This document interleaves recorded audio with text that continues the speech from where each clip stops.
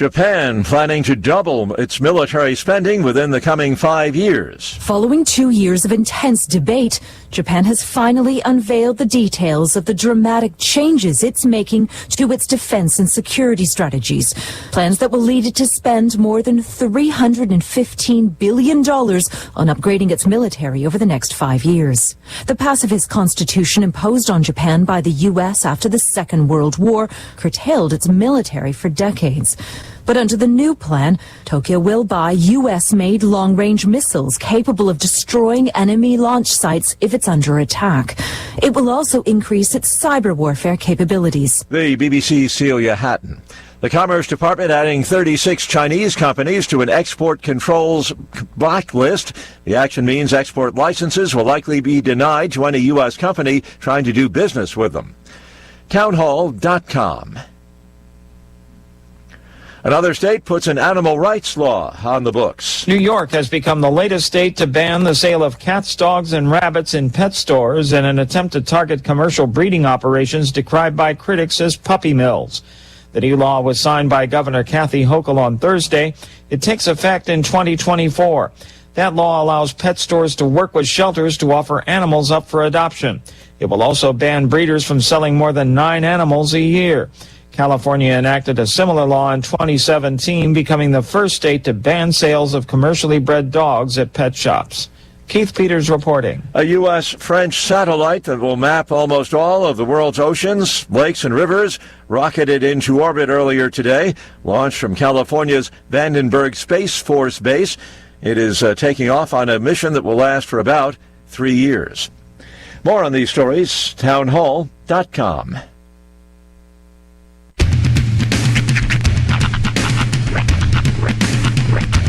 What in the wide, wide world of sports is going on here?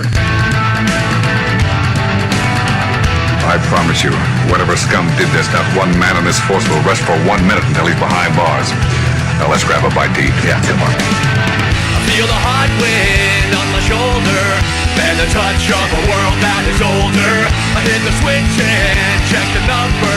I leave it on and then I slumber. I hear the rhythm ringing through it. Flamenco guitar and cumbia music. I hear the talking of the DJ. The devil listen, what does he say? I'm on a Mexican radio. I'm on a Mexican radio. Broadcasting live from high atop the J.P. White Building in downtown Roswell, New Mexico. It's Mornings with Mike Winters on 106.5 Roswell's Talk FM. Is that what I sound like when I talk? Now, here's your host, Mike Winters. And good morning, one and all. Welcome to Mornings with Mike Winters. I am he. That would be me, Mike Winters. Happy Friday, everybody. Yes, the Friday before Christmas. That's right. That joke's not going to get old. No. Not until the end of the day.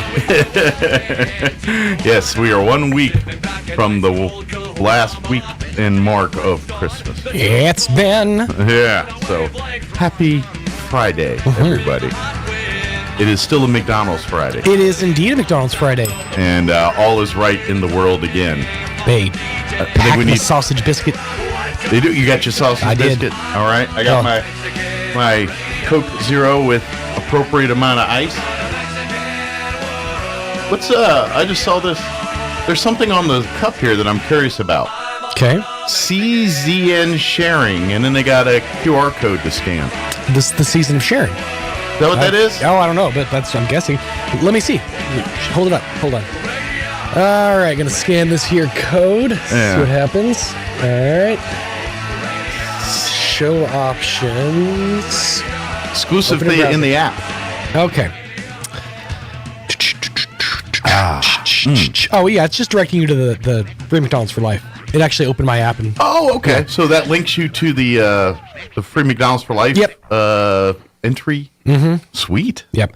And we are currently in week number 2, all right, which this week is buy a crispy chicken sandwich, get one free. All right. Those sandwiches, by the way, fantastic. They are good. Mm-hmm. And I know it says it's the sharing season, but if you want to eat. Pro tip, by the way. Mm-hmm. You can get the spicy or the regular. Mm-hmm. Now, the regular, or the spicy does come with just a smattering of like the spicy sauce. Mm-hmm.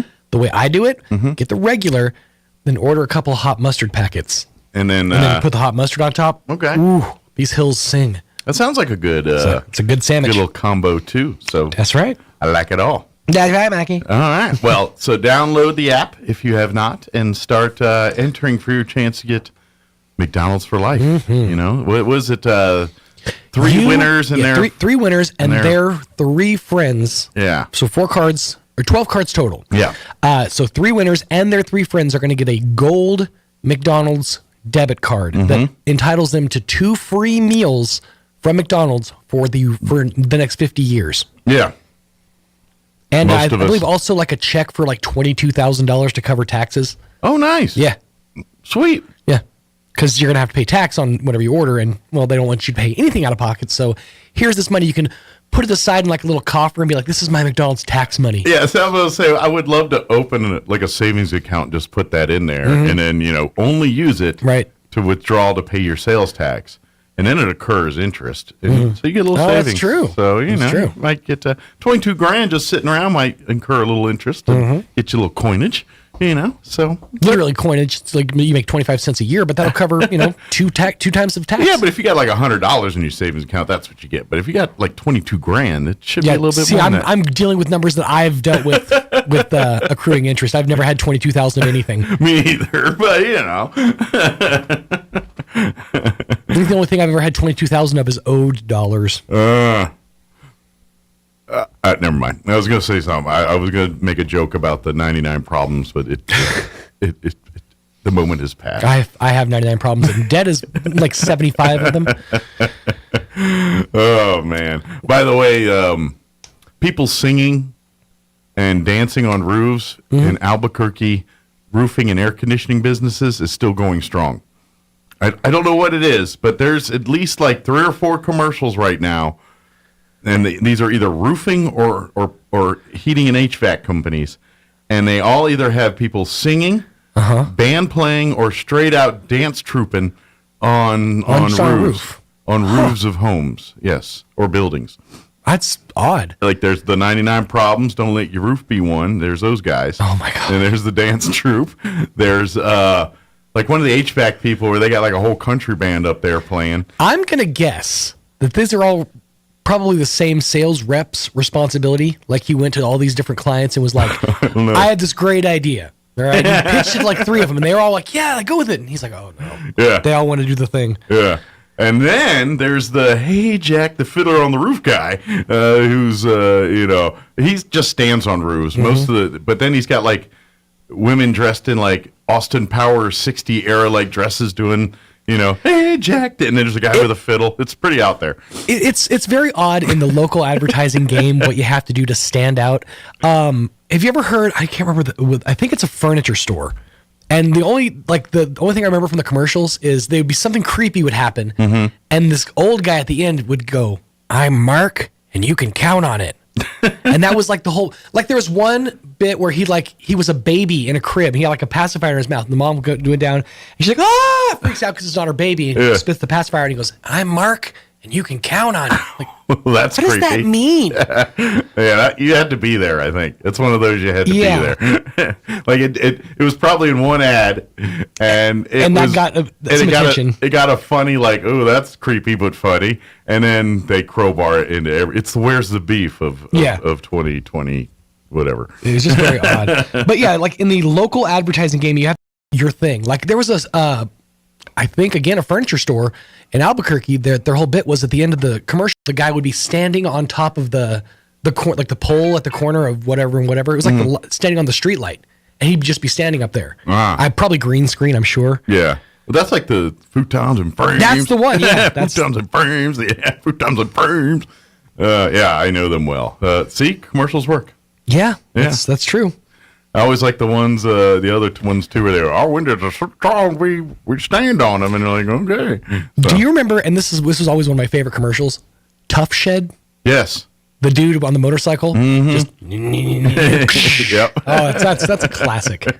That's right up there with the guy, the old school Crazy Glue commercial, where the guys literally got a construction helmet crazy glued to a beam, and he's hanging from the helmet. Do you think it was crazy glue? I mean, I don't think they would have attempted that stunt if you weren't strapped in. Yeah, I'm sure there was some. That commercial got me, and then the other one, and this one gave me legitimate heebie-jeebies when I was a kid. Do you remember the Walt Disney World commercial wherein the giant Mickey Mouse was up on top of Epcot Center waving while like a helicopter circled? Yeah. That, even thinking about that commercial now gives me goosebumps. Yeah. Like, was there a dude standing up on top of that thing? Probably. Was he strapped in? Yeah. Because I have such vertigo that even seeing someone else do that gives me and in all anxiety. Epcot Ball is bigger than you think. Oh yeah, but how did he get up? It's an actual ride. Is there a door up there? Yeah. How did he get up there? Was he airlifted up there? Did he have to get airlifted off? There's so many questions that go into the making of this commercial. Well, I'm guessing they can climb up there because it's a ride. Inside of it is a ride, and it takes you through, and it's like the progression of time, and it goes up and down. So it's just not a ball. So imagine there's probably catwalks and scaffolding to get you up to the top of that thing. I would hate to be the Mickey Mouse that was stuck inside of the that drew that straw that day. Yeah, like, going up on top of the ball. Yeah. I don't wanna. Hey, it was your shift. Sorry. Hey, I gotta thank some folks. Yes. Last night, Paul Shisho, which I was corrected is not Santa Claus name, but old Saint Nick himself made an appearance at the Historical Society for Southeastern New Mexico's drive-through Lights Spectacular. Keto Claus. That's pretty good. Mm-hmm. Sorry, the cast was commenting on a picture. So last night, yes, we were at the Historical Society for Southeast New Mexico, and they had their big Christmas drive-through light event, and it was a big success. Did you put the picture up? I don't. My TV's on the blink. We can't. We don't know. Yeah. I can pull it up. Oh, sure, if you want. Yeah, go for it. So we had a great night last night. We had thank you to everyone that came out.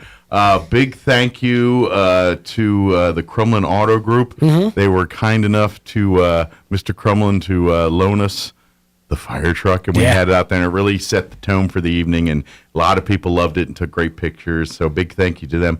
Excel Energy for all their support. Jesse McDaniels for his group for putting the Christmas lights up around. They look beautiful, the trees and everything. That man has an obsession with lights. Yeah.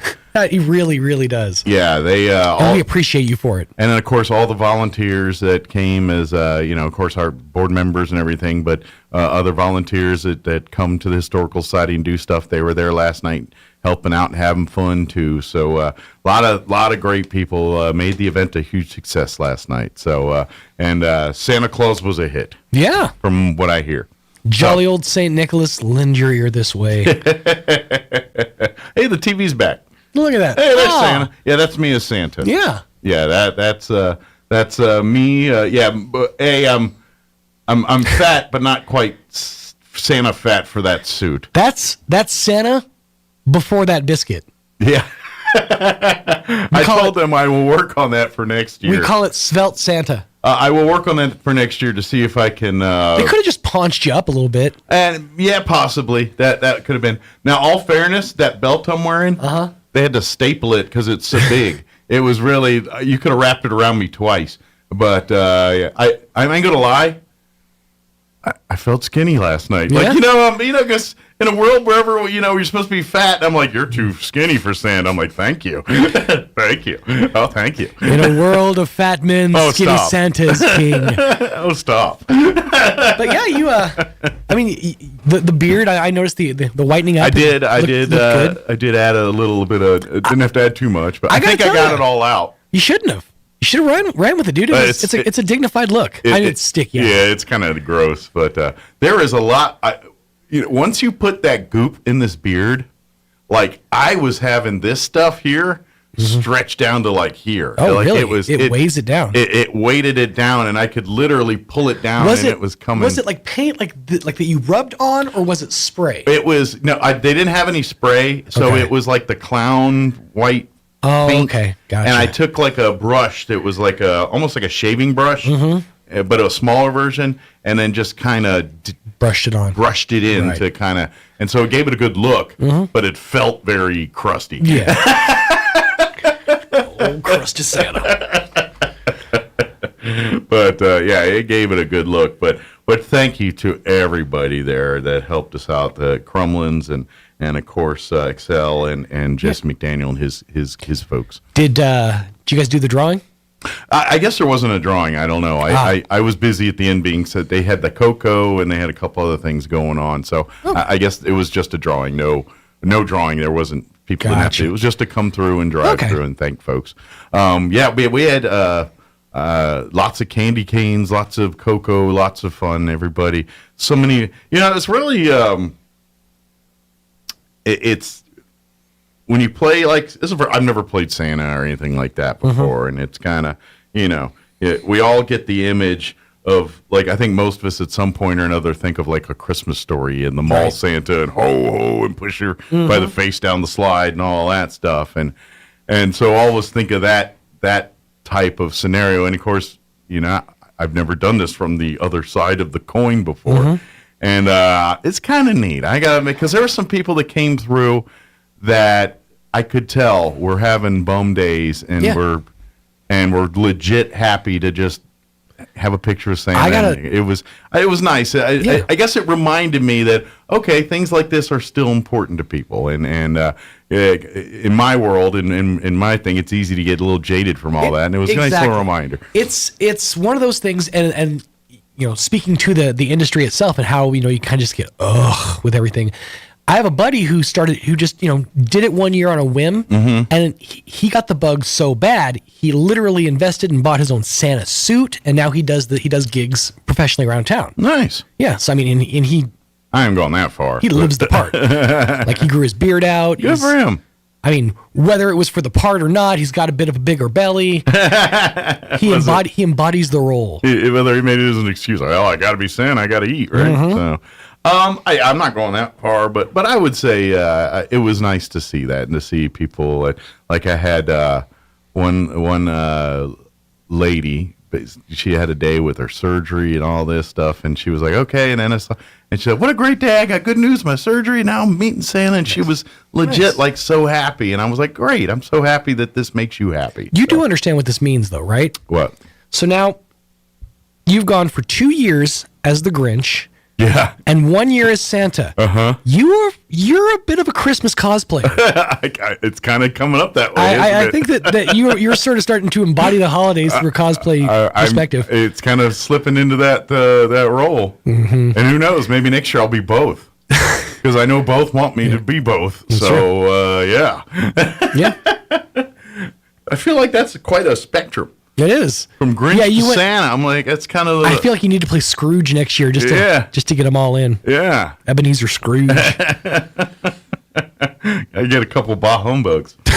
Let me give you the rundown, and we got to get time to get our interview going, so I probably should shut the cake hole here. But this hour, we're going to replay an interview. Sarah Bradley joined us yesterday, marketing director with the city. Gave us an update on stuff happening and things at the zoo and all that during the Christmas holiday here.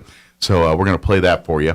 In the 8 o'clock hour, about 8:15, Chaves County Manager Bill Williams will join us. Yesterday, the Chaves County Commission met, I believe, for the final time in 2022. Barring any issues. Exactly. So we'll get the highlights there. I know also, of course, Will Cavan, who is now termed out. I think he had his official last meeting yesterday, so we'll get the highlights of that as well. That means something different in different parts of the country. He got turned out. He termed out. Termed out. Not turned out. Termed out. I didn't know he was that kind of dude. Termed. And then in the 9 o'clock hour, about 9:15, Bob Power's going to join us talking about big Christmas dance he's got over happening manana. And that we'll talk all about that with him. Plus, we'll get you up to date with the news of the local variety and our normal features and whatever else we can come up with for today's show. Indeed. I even had my own sack yesterday. Oh, yeah? We made a Santa sack. Look at you. Yep. What was in your sack? Empty boxes. Oh, that's a letdown. It was all show. Show sack. 7:23. Here's your weather.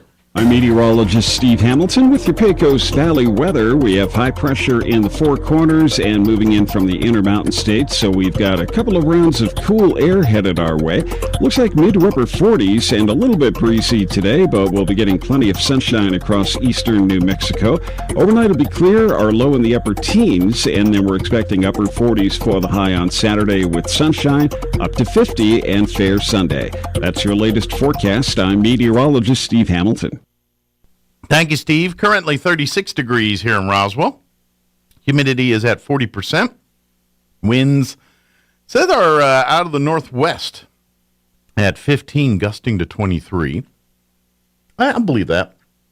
I was just looking out at my weed tree, and it looks a little breezy there. So I will confirm. I see that too. Sunny today. Unfortunately, our highs aren't getting out of the 40s. 45 for a high today with north winds 10 to 15 miles per hour. Skies will be clear tonight. Expect an overnight low of 19. Yeah. It's getting so cold tonight, it's illegal to drink. 19 for a low overnight tonight. North winds at 5 miles per hour. For you Saturday, sunny, highs of 46 tomorrow. West winds 5 to 10 miles per hour. Tomorrow night, partly cloudy with an overnight low of 24 degrees. South winds at around 5 miles per hour. And then for Sunday, mostly cloudy, high of 48. West winds 5 to 10. Sunday night, partly cloudy, overnight low of 28. And then we're back in the upper 50s for Monday. It's a little roller coaster. 58 Monday, 48 Tuesday, 49 Wednesday, 43. All right, so it's just Monday warms up and then starts dropping back down again for the rest of the week. All right, it is 25 minutes after 7. We're going to take a 3.5-minute commercial break, then play our interview with Sarah Bradley, the marketing director for the city. Don't go away. Traditionally, the end of the year is the best time to buy a new vehicle. Well, here at the Tailgate Nation, we're not tinkering with a great tradition like that. Right now at Roswell Ford, we have the best inventory and the best prices we've seen in a long time. Lots and lots of clean late model cars and trucks ready to carry your family through the coming year and many years to come. That's because we put every pre-owned vehicle through a rigorous 139-point inspection and give you a 3-day money-back guarantee so you can bring it back if it turns out you don't like it. And we're always looking for more really nice vehicles to sell, so if you have one, please bring it by for an on-the-spot offer. Roswell Ford is also getting regular shipments of new Ford cars, trucks, crossovers, and SUVs with some impressive factory incentives. But they won't last long, so you better move fast. It's time for a new vehicle, and it just happens to be the very best time to buy. So hurry in to Roswell Ford and join the Tailgate Nation. 9 of 10 people with pre-diabetes don't even know they have it. Left untreated, diabetes can lead to other health complications including heart disease, stroke, and liver disease. Don't put off your care any longer. Artesia General Hospital's Diabetes Care Team can help you make a personalized plan to manage diabetes or pre-diabetes and reclaim your health. Learn more or request an appointment at artesiageneral.com/diabetes. Edge Safety and Services LLC in Artesia, New Mexico has an immediate opening for a safety technician. Position requires a clean driving record and must be able to pass a drug and alcohol screen.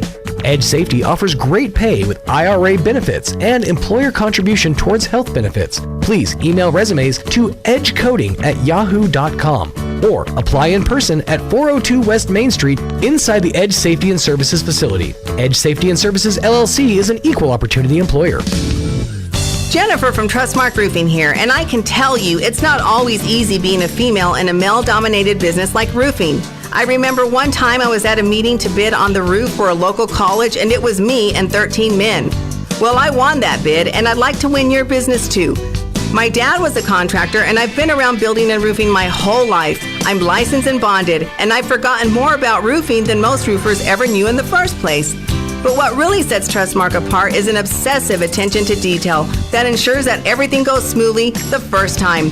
I promise we will treat you right with respect and we will make you happy. So yeah, it might be a bit odd for a woman to own a roofing company, but give us a try. Let us give you an estimate for your roof. I think you'll be glad you called. For all your roofing needs, call us at 575-755-ROOF or find us online at trustmarkroofpros.com. Trustmark Roofing, we put people first.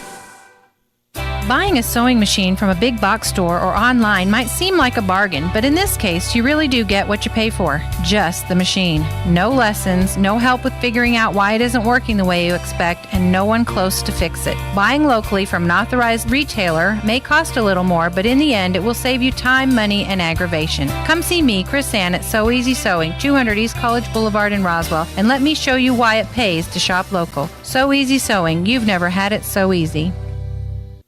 Here's a Mornings with Mike Winters fun fact. Turtles can breathe through their butts. We imagine you know some people who do that too, because that's where their heads reside. Here's Mike Winters.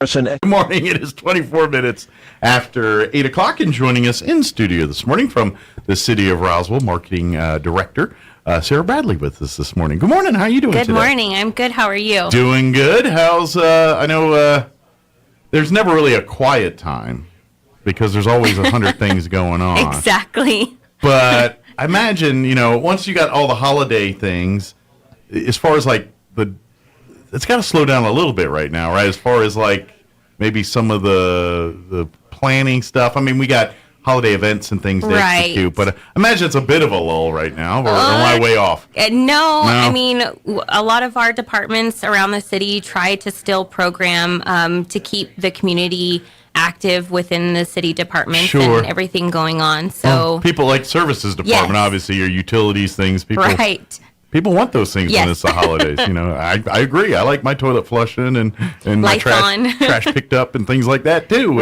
during the holidays. So yeah.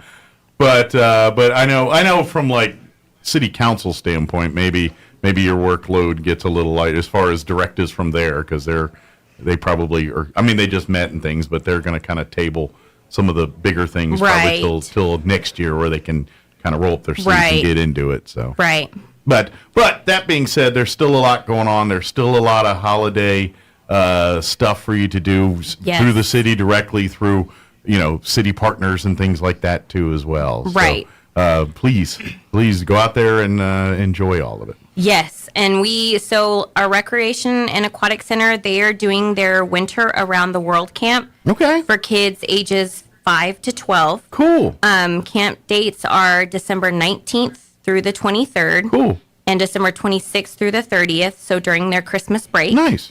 They'll be exploring different countries, learning about their winter festivities, games, traditions. So kind of learn like Christmas in other parts of the world and how they celebrate Christmas and things like that. And parents, since the kids kind of get out a little early because of the way the calendar falls, you might need a place to, keep the kids occupied while you help Santa get Christmas ready. Mm-hmm. So this might be a good opportunity. Yes. Yes. Nod, wink, wink. Yes. And there's still spots. So cost is $55 per child per week. You can register at roswellconnect.com or give the Recreation Center a call and get more information. Right. And I imagine, too, it's, because obviously it's the Christmas holidays, families have plans and things, so if you have to miss a day to go do Christmas stuff, no biggie. No big, Right. But it's there when you need, when obviously to give the kids enrichment and things, but at the same time, keeps the kids out of your hair so you can, handle business. And I know that's probably the biggest gift many parents can get right now. Exactly. So please take advantage of it. Yes. So good deal. And then we still have Recreation Center still has their basketball registration open. Okay. What's the deadline for signups on December 31st. So you got to the end of this month to get that done, end of the year, basically. And when do they actually start playing games and practicing and all that? I believe, and of course I didn't write it down, but parent meeting and coaches meeting are sometime towards the beginning of January, and games start within the first couple weeks of the new year. You'll start getting getting practice and getting uniform, getting all the stuff ready for the league here. Right. But if you and remind folks the age groups and everything. 9 to 12 years old. 9 to 12. So if you have a child between those ages that would love to play basketball, and again, this is all skill levels. If the kids never picked up a basketball in their life, or you guys been shooting around in the backyard for a few years, either way, love to have you. I would imagine we're getting kids to sign up, but we need more officials and coaches too. Coaches and referees. So adults out there, I imagine for referees, is it 16 or 18? I don't remember off the top of my head. I think it's 18. I don't either. Ask the recreation center; they'll be happy to tell you. But I believe it's 18. But if you're interested in being an official or being a coach, now this is 9 and 12-year-olds. Yes. You're not coaching the Final Four here. Right. It's just teaching the basics of basketball and teaching, the elements of a team sport to these kids. Yeah. But you don't have to be Wes Unseld or Kareem Abdul-Jabbar to do this here. But deadline is the 31st. So correct. Very good. And then and you can go to RoswellConnect.com. Which is the city's recreational side of things. So if you want to pay your water bill and all that, you go to the city's government page, which is roswell-nm.gov. But if you want to get passes to the museums, or if you want to go to the zoo and do something at the zoo, or if you want to participate in anything at the Recreation Aquatic Center, you'll go through roswellconnect.com. Correct. So that's where you go. Of course, you can always come by the Recreation Center and call and talk to the people there, and they'll be happy to help you. But if you like doing it all through the internet and all that, if you want to get like pool passes, things like that, you can easily do it through the Roswell Connect website. Well, and they make sure they're very active with keeping their programming updated on that site too. So programming that hasn't been released yet, sometimes they open those up early. And gotcha. So if you want to get like the sneak peeks or the insiders deal, it might behoove you to stay regularly posted to the Roswell Connect website there. Correct. Yep. Good deal. Excellent. So we got basketball. We got our Christmas break, Christmas thing for Camp for Kids here. What else do we want to promote here? So the Spring River Zoo has been doing their 12 Days of Christmas during the month of December. And that's where we ask the community members to participate by donating gift items to the animals. Okay. They have, and all of this information is not only on the Spring River Zoo Facebook page, but their website as well. Okay. But they have an Amazon wish list that they've put together for gifts for the animals. Okay. They also have a link. They take donations via PayPal. So if folks want to support the animals in the zoo, they've got some ideas where it would be most beneficial to help. Yes, that way. and so this week, the 16th through the 21st, from 1:30 to 2:30 p.m., gifts that have been given to the animals will be given. They get to release and open their gifts. They get to release and open their gifts, and the community is invited to come out and watch them open their gifts during that time. And only during that time they'll be doing some hot cocoa, and you'll get to meet the new Kinkajous that the zoo has. Oh, okay. So is that a Pokemon character? I don't know what a Kinkajou is. I can't. I gotta look that one up on Google. I am not sure what that. Absolute cutest things ever. Are they like? And they're new enrichment animals, and are they kind of like a koala size, or are they more like? I'm they're trying to figure out. smaller. Are they a bird or what? No, they're like.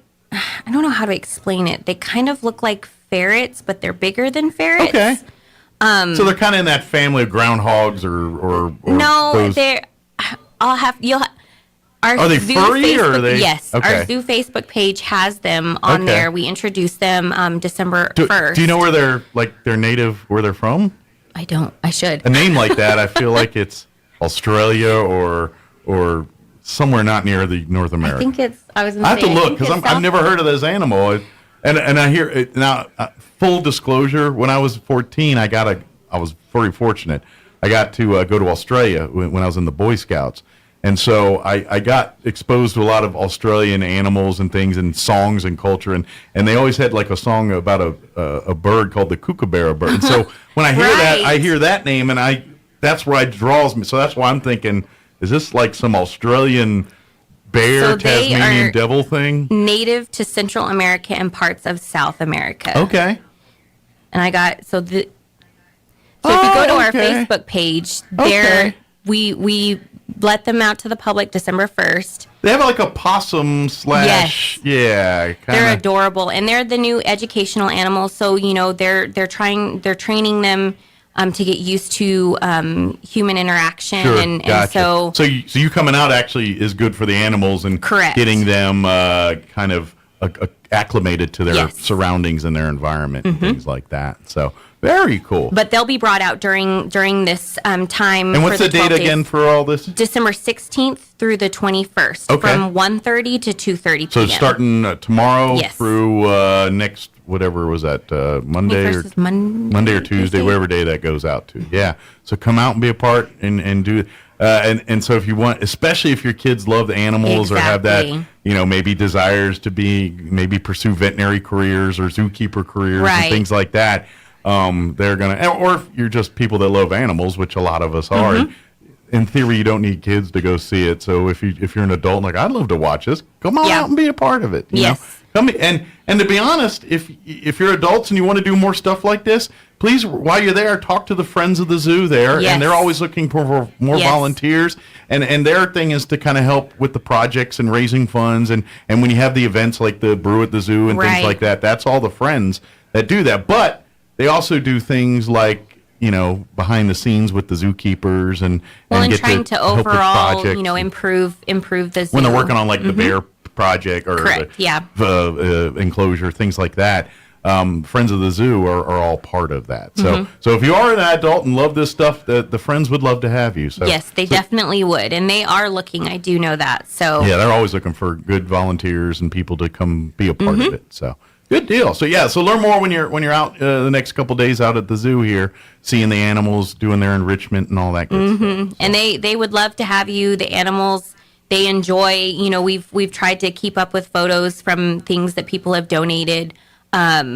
It's something different for them, and and for the community, being able to come out and watch and interact and engage with the animals is something different and learn a little bit fun. too. Yeah, exactly. Absolutely. So cool. Definitely. So these are some more ideas for you to do over this Christmas break here with your kids and family. Yes. Or out of town family. Yep. Good deal. What else we got? So, last but not least, our visitor center. So Fridays and Saturdays throughout the month of December, they've been doing free hot cocoa while supplies last. So they will be doing hot cocoa this weekend. And then, are they going to do it next weekend too, or supplies? Depend on supplies lasting. Yes. And they've had quite a few. Even though it's December, we've had quite a few tourists come through and enjoy. So they're doing also on top of the hot cocoa, they've got their December 16th through the 23rd. They've got 25% off all of their store merch, online and in great gift store. ideas for family and friends that love the Roswell flair or the Roswell. Exactly. We all have out of town friends and family that, especially people like me that aren't native here. Right. And so I explained to them about Roswell, and the whole, the spiel. We all live here, we know it.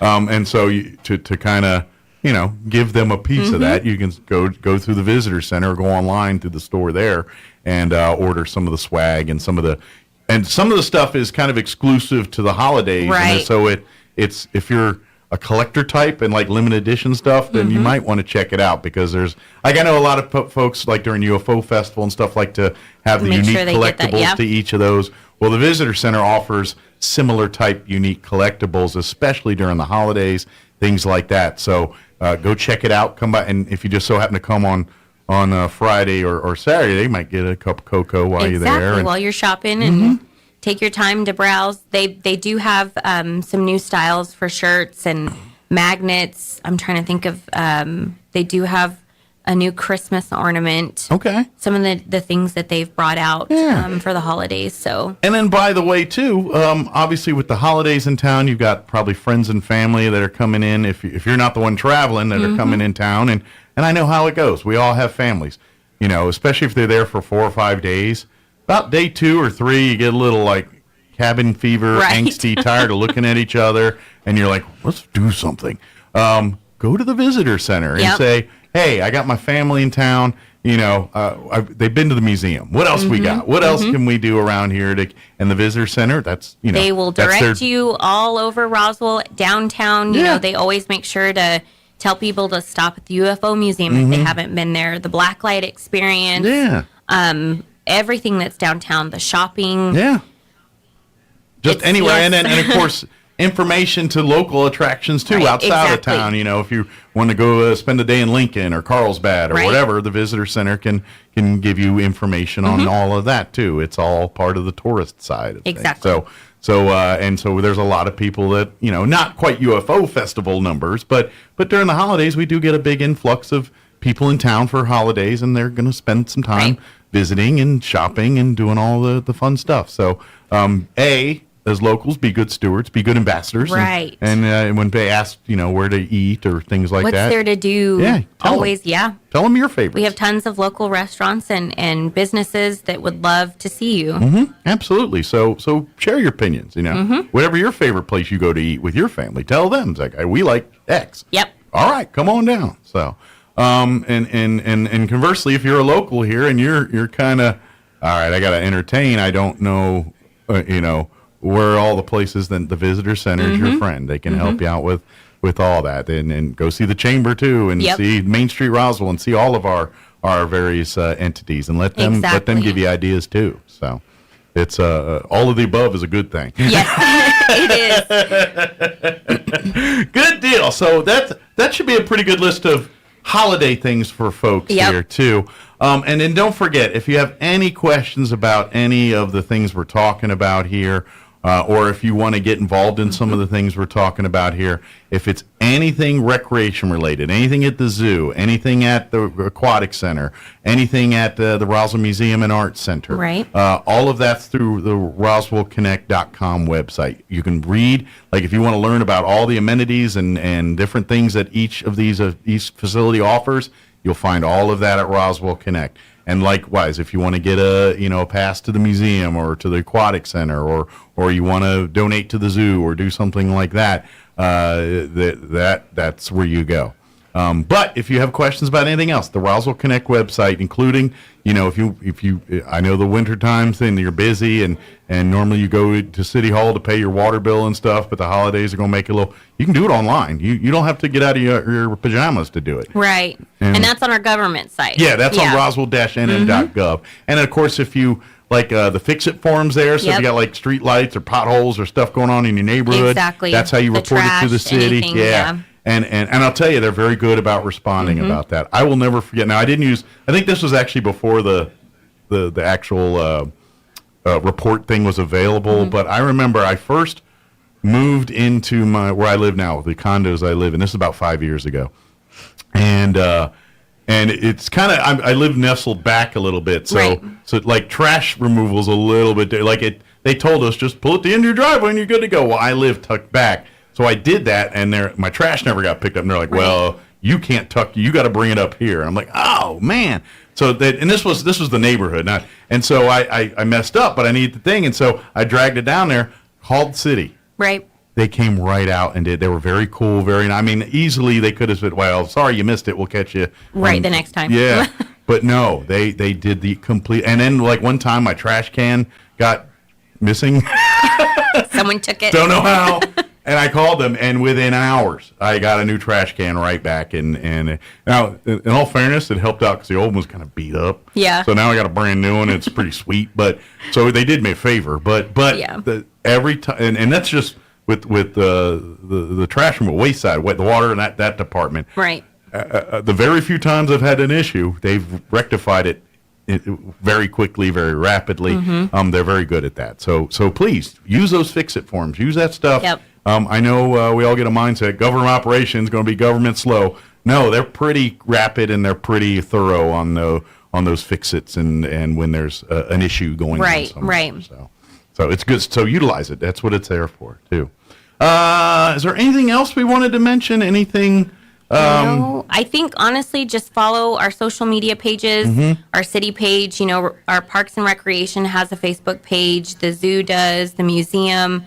That's where you get your most updated and recent information. blasted out all the time. Absolutely. So, be sure to follow those pages. If you do, like, if you're a Facebooker or some of the other social medias, Instagram, like and follow the City of Roswell pages. The like I said, the tourism stuff, the government stuff, because that's you really like anything is going on, say, at the library. Right. Like, they always put it on the city. So if you're like, ooh, this is their Friday where they're showing the free movies and everything. I just remembered that. We talk about it here on the show, but sometimes there's a few Fridays between those, and life happens. People forget about it. But then if you like and follow the city, you start scrolling through, look at your food pics, and people complain about this and that. And then you're like, oh, dang, the library's got the thing going on today. Or, oh, this is the free Saturday at the museum. Oh, yeah, I need to do that, And so that it serves as a good little reminder for when life kind of muddies up your world and you forget things and all that stuff. So it's your friend. Yes. And then, of course, when there is issues or delays, like we're getting to a season where there's probably going to be some snow days and things.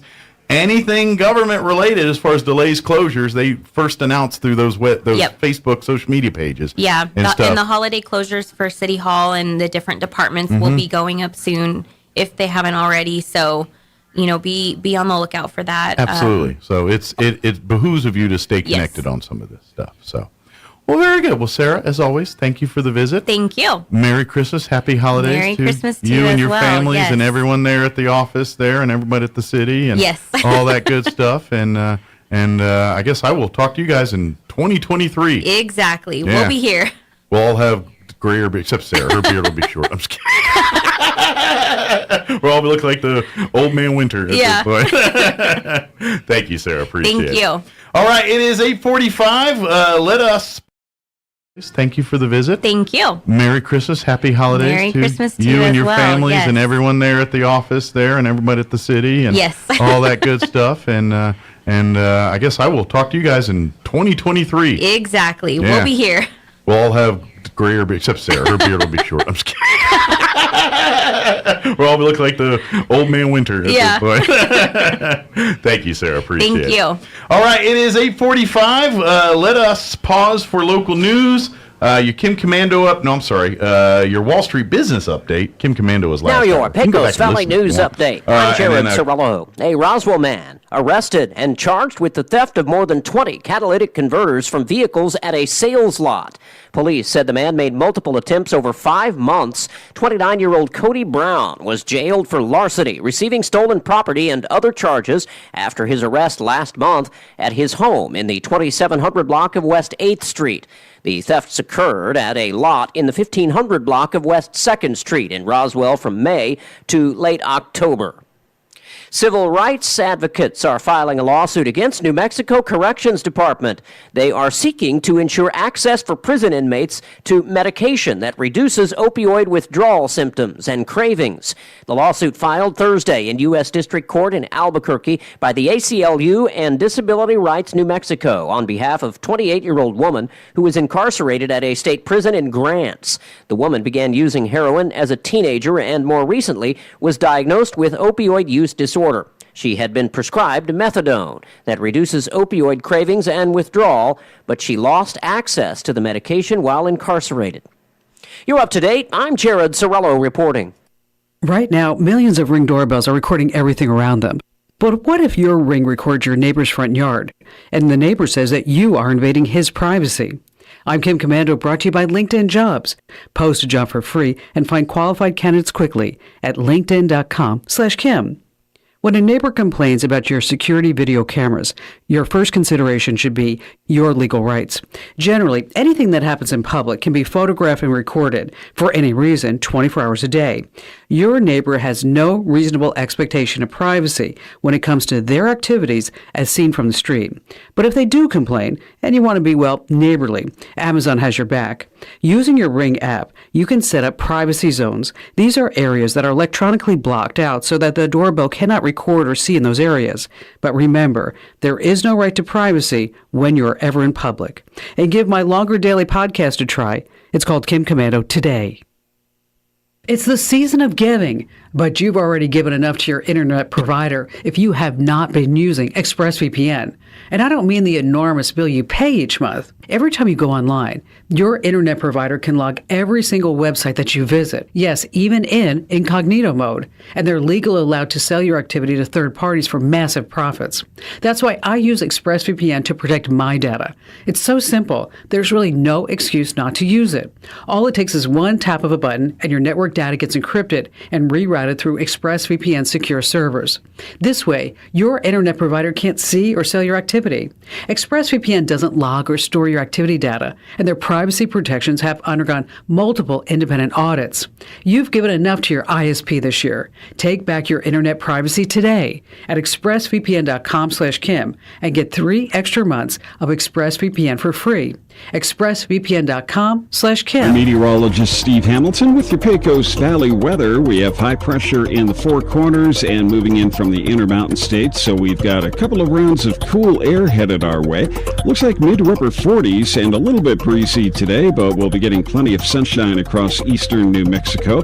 Overnight will be clear, our low in the upper teens, and then we're expecting upper 40s for the high on Saturday with sunshine, up to 50 and fair Sunday. That's your latest forecast. I'm meteorologist Steve Hamilton. It's time for the Chavez County Sports Report. It was a split between the crosstown rivals last night. It was Goddard against Roswell at the Roswell Gym, boys and girls basketball. Goddard takes the girls game by a score of 39-23. The Lady Rockets are 6-4 overall. Roswell now 3-2, and it was the Roswell boys taking care of business against Goddard, 51-43. The Coyotes are 3-3. The Rockets are 1-5. More scores from last night. Dexter and Hagerman were both in action. Unfortunately, both schools took it on the chin in boys-girls doubleheader. So it was Hagerman losing to Dora in the girls game 51-40, and then the boys game 69-48. Dexter falls to Melrose in both games. Girls game 63-28, boys game 68-55. The Sports Report brought to you by DSI. Call DSI for all your office technology needs. I'm Eric Butler at Roswell's Talk FM 106.5. With the Wall Street Business Report, I'm Bill Alexander. Stocks tumbled on Wall Street and across European markets Thursday as investors grew increasingly concerned that the Federal Reserve and other central banks are willing to risk a recession to bring inflation under control. The Federal Reserve's move to raise its key rate by a half point brought it to a range of 4.25% to 4.5%, the highest level in 14 years. The Fed's latest increase, its 7th rate hike this year, will make it even costlier for consumers and businesses to borrow for homes, autos, and other purchases. The number of Americans applying for unemployment benefits fell significantly last week, a sign that the labor market remains strong, even as the Federal Reserve continues to raise interest rates in an effort to cool the economy and slow inflation. Applications for jobless claims fell to 211,000 for the week ending December 10th, down by 20,000 from the previous week's 231,000. For the Wall Street Business Report, I'm Bill Alexander in Washington.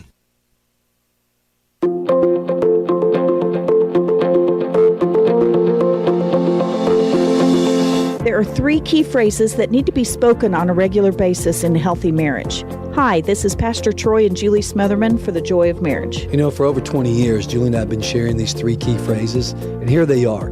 I love you, I'm sorry, and I forgive you. Ephesians 4:32 says, be kind and compassionate to one another, forgiving each other, just as in Christ, God forgave you. You know, it's so easy to expect others to love us, to say I'm sorry, and to forgive us. But you know, it's really a gift that we give each other. You know, the Bible teaches us we sow and we reap. Sow into your spouse, I love you, I forgive you, I'm sorry. And then you'll reap a harvest in return. Someone has to start the process. Let that be you today so you can really enjoy your marriage. If you have any questions or would like further information about the Joy of Marriage Ministry, please go to jomconference.com. The best burrito in the game just got a brand new location. Burritos and More, now open at 2506 North Main across from Goodwill in Roswell. So what makes Burritos and More the best burrito in the game? It's simple. The freshest ingredients, homemade tortillas, and a huge menu chock full of all your breakfast and lunch favorites. Plus, enchiladas, fajitas, quesadillas, combo platters, and so much more. Open Monday through Saturday, 6 to 2 at 127 South Richardson and at their brand new location, 2506 North Main across from Goodwill in Roswell. Burritos and More, the best burrito in the game. So you think drinking alcohol can't hurt you? It'll mess you up big time. Say adios to large chunks of your brain. Major damage is already being done. Other parts of your body are getting wrecked too. Forget about sports, forget about school, forget about doing much of anything. Underage drinking freaks out your body, messes up your life. Sponsored by the NMDOT. One of my favorite things about Christmas is spending time with my family. My son will be home from college. We'll get to spend some quality time together on the golf course. I won't get to be with my parents and sister or brother this year, but that doesn't make me any less a member of the family. I still love them and they still love me, and I would do anything for them. I pray for them and want what's best for them. I want to encourage them when they need it and do my best to support them in their life journey in a positive way. In the same way, we should have a similar role within our spiritual families. Being a member of a church family is an active role. God calls us to be members of the church. That is a call to action, not just to sit on a pew. Being a church member isn't always easy, but it can be life-changing in a wonderful spiritual way. Churches are never perfect, but they are there to give support and love needed in the best and worst of times. Who wouldn't want to be an active part of that kind of family? Join us at the Country Club Road Church of Christ for worship at 10 a.m. on Sunday, located on the corner of Country Club and Washington in Roswell. Here's a Mornings with Mike Winters fun fact. Alaska is the only state name that can be typed on one row of keys. Go ahead and try typing the other 49 states. We'll wait. Here's Mike Winters. And good morning. It is closing in on 7:59. Stay tuned next hour. About 8:15 or so, we'll have Chaves County Manager Bill Williams join us, give us an update on what happened at yesterday's Chaves County Commission meeting. I know it was Will Cavan, the, I guess, president of the commission would be the, I think his official term there, chairman of the commission, I think is it, whatever.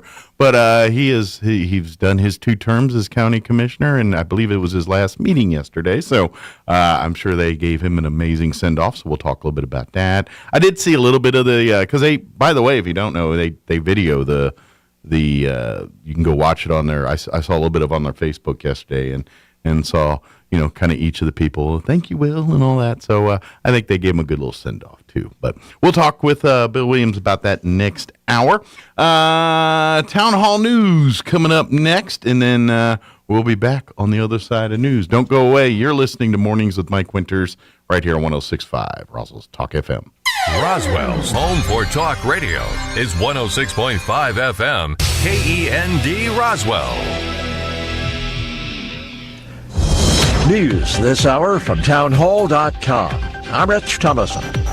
The Trump-era Remain in Mexico asylum policy will stay put, at least for the time being. Texas federal judge ordering the Biden administration not to terminate the program while a lawsuit brought by the state of Texas works its way through the courts. There are fears of an even greater flood of illegal aliens crossing the southern border when Title 42 expires next week. That policy blocks migrants who may be infected with COVID from entering the U.S. And city officials in the border town of El Paso, Texas, are pleading with the Biden administration to help them deal with a migrant crisis that's stretching city resources to the breaking point. It's another sign of just how much things have changed at Twitter, the social media platform suspending the accounts of several journalists who cover Elon Musk. Reporters for the New York Times, CNN, and the Washington Post were among those suspended for violating doxing rules or giving out a person's real-time location or home address. Musk referred to it as assassination coordinates. Twitter does not allow posting real-time coordinates or linking to a site that does so. In a call with reporters reporters. Musk said showing real-time information about someone's location is inappropriate. He went on to say, quote, everyone's going to be treated the same. You're not special because you're a journalist. You're a citizen. So no special treatment. You dox, you get suspended. End of story, end quote. Tasha Stevens reporting. The Senate's given final congressional approval to a bill funding the government for another week as work continues on a longer-term money bill. And a defense spending bill is also passed. It provides pay hike for the troops and ends the military's COVID vaccine mandate. On Wall Street, the Dow down 209 points. The Nasdaq is off 30. The S&P 27 points in the red. More on these stories at townhall.com. I'm Andy. I started Harry's because I was frustrated with buying razors at the drugstore. And when I say frustrated, I mean like so upset I called my friend Jeff. Hello, this is Jeff. Jeff, I'm at the store, and I don't get why these razors cost so much? Yeah, and do they need to look like robots? Dude, I know. And it's so frustrating how expensive they are. Getting ripped off sucks. We gotta do something about this. Why don't we make our own high-quality razors at much better prices? Actually, I heard about this German razor factory that makes some really high-quality blades. Really? Okay, maybe that's not exactly how it went. But we did buy that German factory, where we're turning high-quality steel into super sharp blades for a smooth shave at a great price. Seriously, as low as $2 per cartridge. Over the past 10 years, 20 million people have tried Harry's. Join them and get your starter set now. That's a 5-blade razor, weighted handle, and shave gel, all for just $3 with free shipping, backed by our quality guarantee. If you don't like it, it's on us. Just go to harrys.com now and enter code MODERN at checkout. That's harrys.com, code MODERN. South Africa's president hopes to be re-elected party leader as the governing African National Congress opens its national conference. Thousands of ANC members will gather here in Johannesburg, where the race for the party's presidency is mainly between former health ministers Willem Kize and the incumbent President Cyril Ramaphosa. It's widely expected that the party's Integrity Committee will table its report on the Farmgate allegations that almost cost Mr. Ramaphosa his job, as well as a corruption scandal that entangled his competitor. This will be followed by the adoption of credentials, a process that could take hours because that determines which delegates are eligible to take part and vote. Mr. Ramaphosa is likely to retain his position despite recent setbacks. The BBC's Namsa Maseko. A huge aquarium in the center of Berlin burst earlier today, causing a wave of devastation in and around the sea life tourist attraction. Townhall.com. While the ravages of inflation are being felt by young and old alike, correspondent Rita Foley says it is the elderly who are being especially hard hit. The AARP says a larger share of older Americans feel their financial situation is worse than it was a year ago. The financial insecurity that inflation has caused this year has forced many older adults to make difficult decisions, says the AARP's Dana Kennedy. She says many people are living on a fixed income and have cut back or are even delaying retirement. Although motorists are getting a bit of a break from sky-high gas prices they endured over the summer, there are concerns about what the coming winter months could bring. A variety of factors putting upward pressure on prices. Factors including the war in Ukraine, restrictions on who can buy Russian crude oil, as well as a cap on the price of Russian oil exports. More on these stories, townhall.com.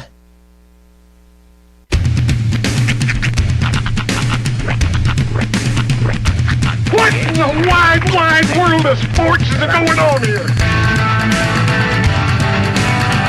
I promise you, whatever scum did this, not one man on this force will rest for 1 minute until he's behind bars. Now let's grab a bite to eat. Yeah, come on. I feel the hot wind on my shoulder and the touch of a world that is older. I hit the switch and check the number. I leave it on and then I slumber. I hear the rhythm ringing through it. Flamenco guitar and cumbia music. I hear the talking of the DJ. The travel said, what does he say? I'm on a Mexican radio. I'm on a Mexican radio.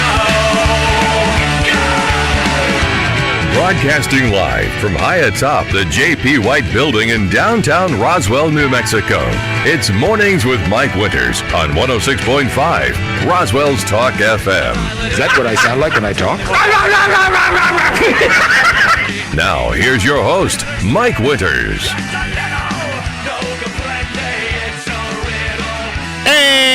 Good morning. It is 6 minutes after 8 o'clock.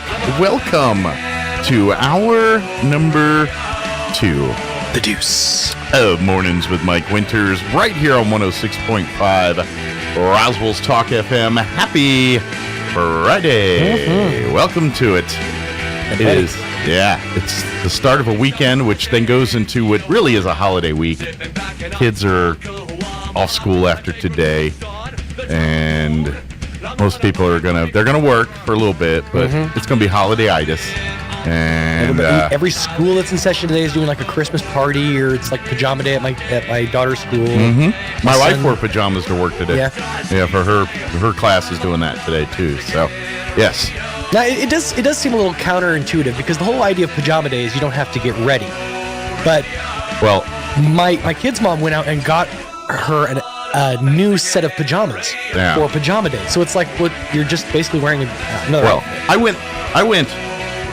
It's 45 degrees, and I like these nice warm sweatpants day. That's what I went with. So they're kind of pajama-like. Yeah, pajama adjacent. But these are toasty warm. These make my legs toasty warm. I gotta say, and that's the part that gets cold now as I've gotten older. For some reason, my sexy legs. But so when it gets 45 out here, my arms not so much. My legs, they get cold. You're a brave man for wearing gray sweatpants. Is my argument, because gray shows everything. Oh, well, I don't plan on having an accident today. No. Well, they're gray with swirly deals. So whatever they call those. So swirly deals. It's like it's the 2022 version of Zumba pants. If you remember those. Nobody's or the what are they called? Zumba or Zebra? What were they called? You know, the ones that like the NFL got in on it, and like every NFL team had yoga pants. But No. Those were Zubaz. Zubaz, that's what it was. They were kind of a sweat pant, but a looser fit.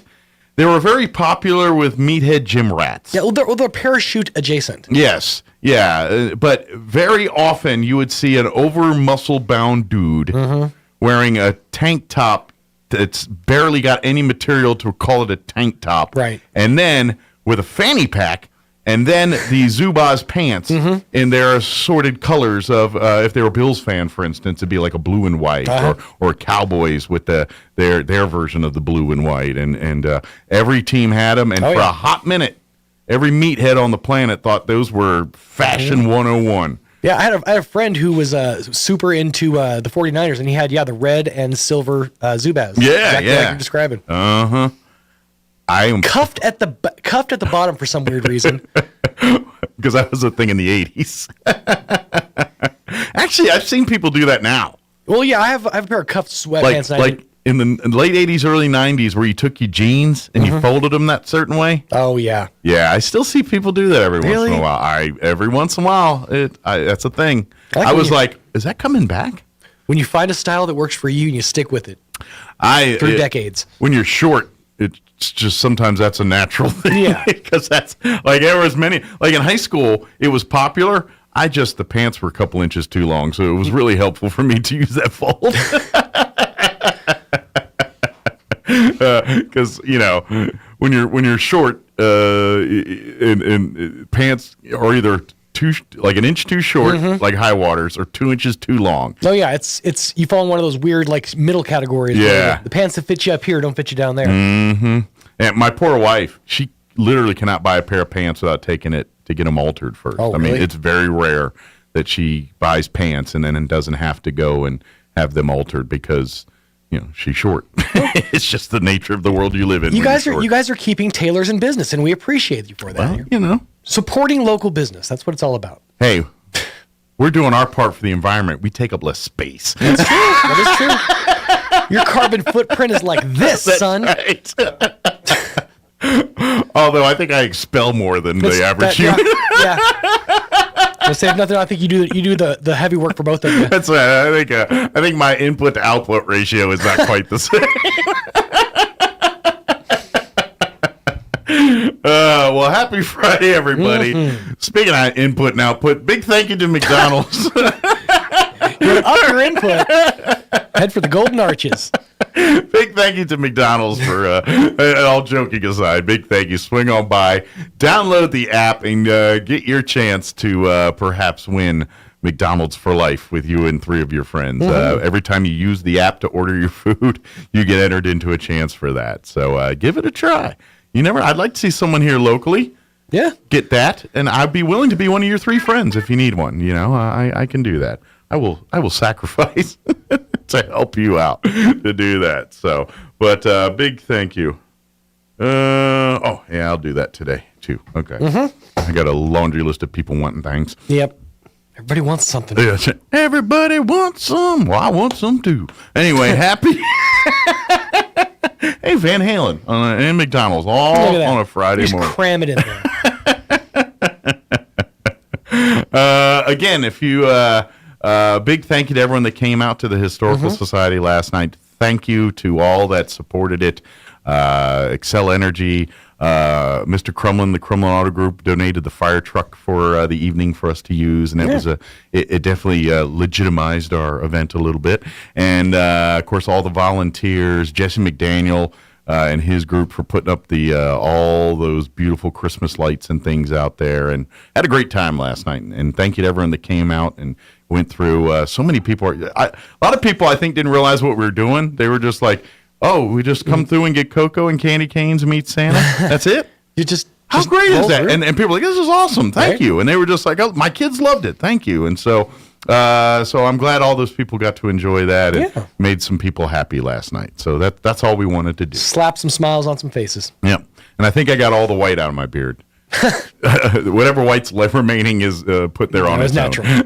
That's got to be confusing. You're like, it's not coming out. Oh, no. Yeah. Right. That's it put that there. I took a light scrubbing before I left the Historical Society, just so I could get home without it all over me. And then I had to do a major scrubbing last night, and then I did another in the shower this morning of the crying game scrub.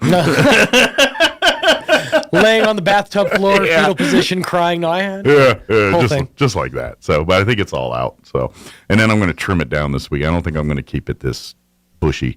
I think I'm going to get it back to where I want it. There you go.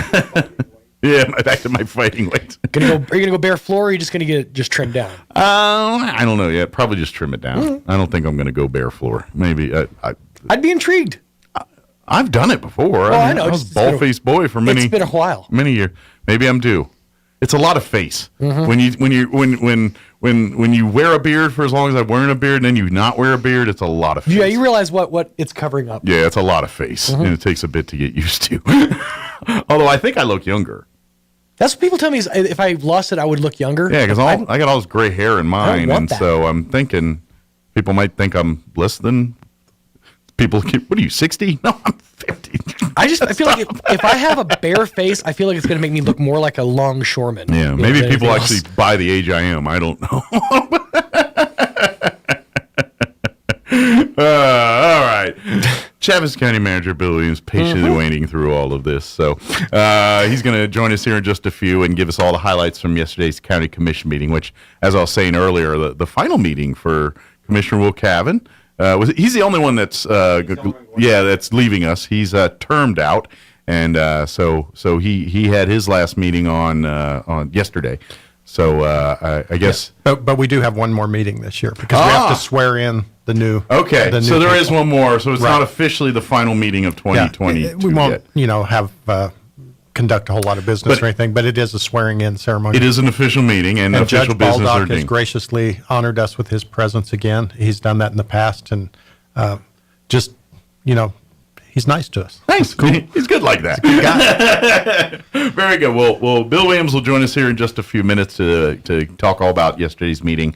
Before we do any of that, let's get you up to date on the weather. I'm meteorologist Steve Hamilton with your Pecos Valley weather. We have high pressure in the Four Corners and moving in from the Intermountain States, so we've got a couple of rounds of cool air headed our way. Looks like mid to upper 40s and a little bit breezy today, but we'll be getting plenty of sunshine across eastern New Mexico.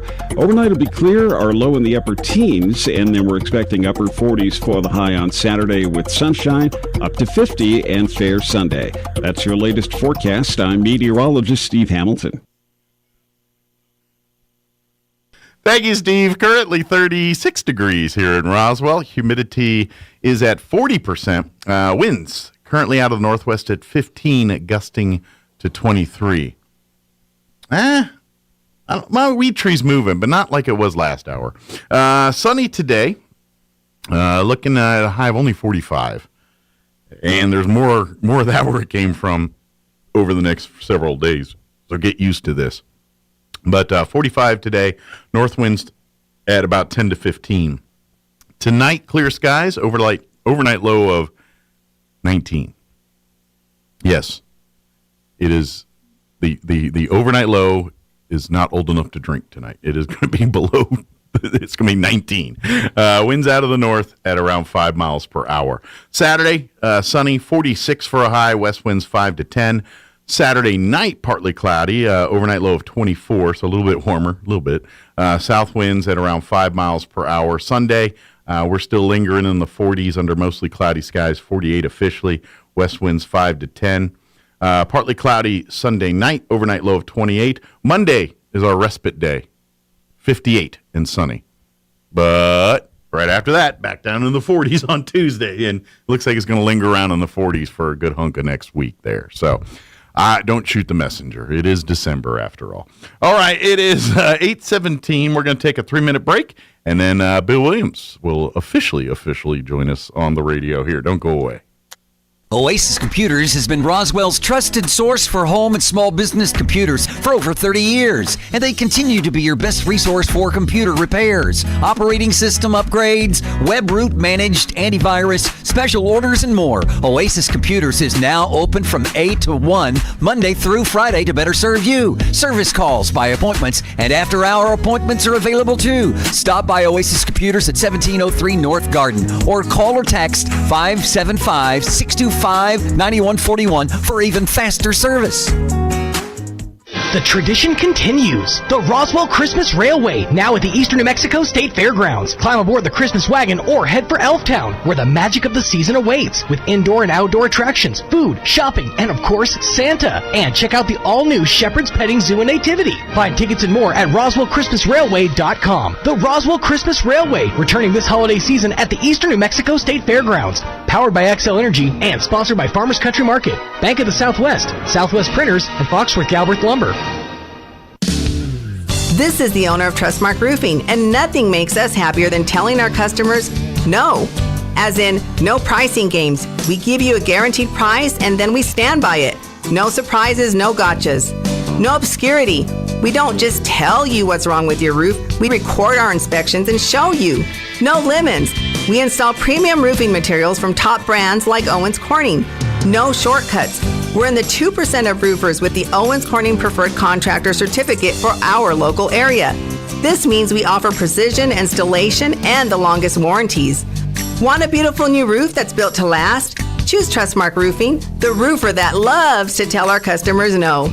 For an estimate, call us at 575-755-ROOF or find us online at trustmarkroofpros.com.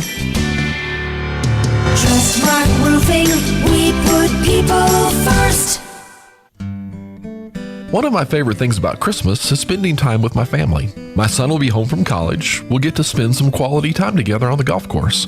I won't get to be with my parents and sister or brother this year, but that doesn't make me any less a member of the family. I still love them and they still love me, and I would do anything for them. I pray for them and want what's best for them. I want to encourage them when they need it and do my best to support them in their life journey in a positive way. In the same way, we should have a similar role within our spiritual families. Being a member of a church family is an active role. God calls us to be members of the church. That is a call to action, not just to sit on a pew. Being a church member isn't always easy, but it can be life-changing in a wonderful spiritual way. Churches are never perfect, but they are there to give support and love needed in the best and worst of times. Who wouldn't want to be an active part of that kind of family?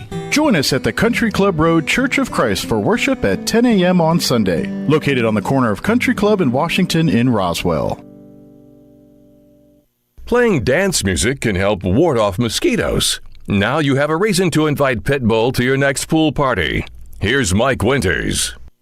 And good morning. It is 20 minutes after 8 o'clock, and joining us now officially in studio, Chaffetz County Manager Bill Williams with us. Good morning. Good morning. Good to How see you. How are you doing? Good seeing you, I'm too. doing well.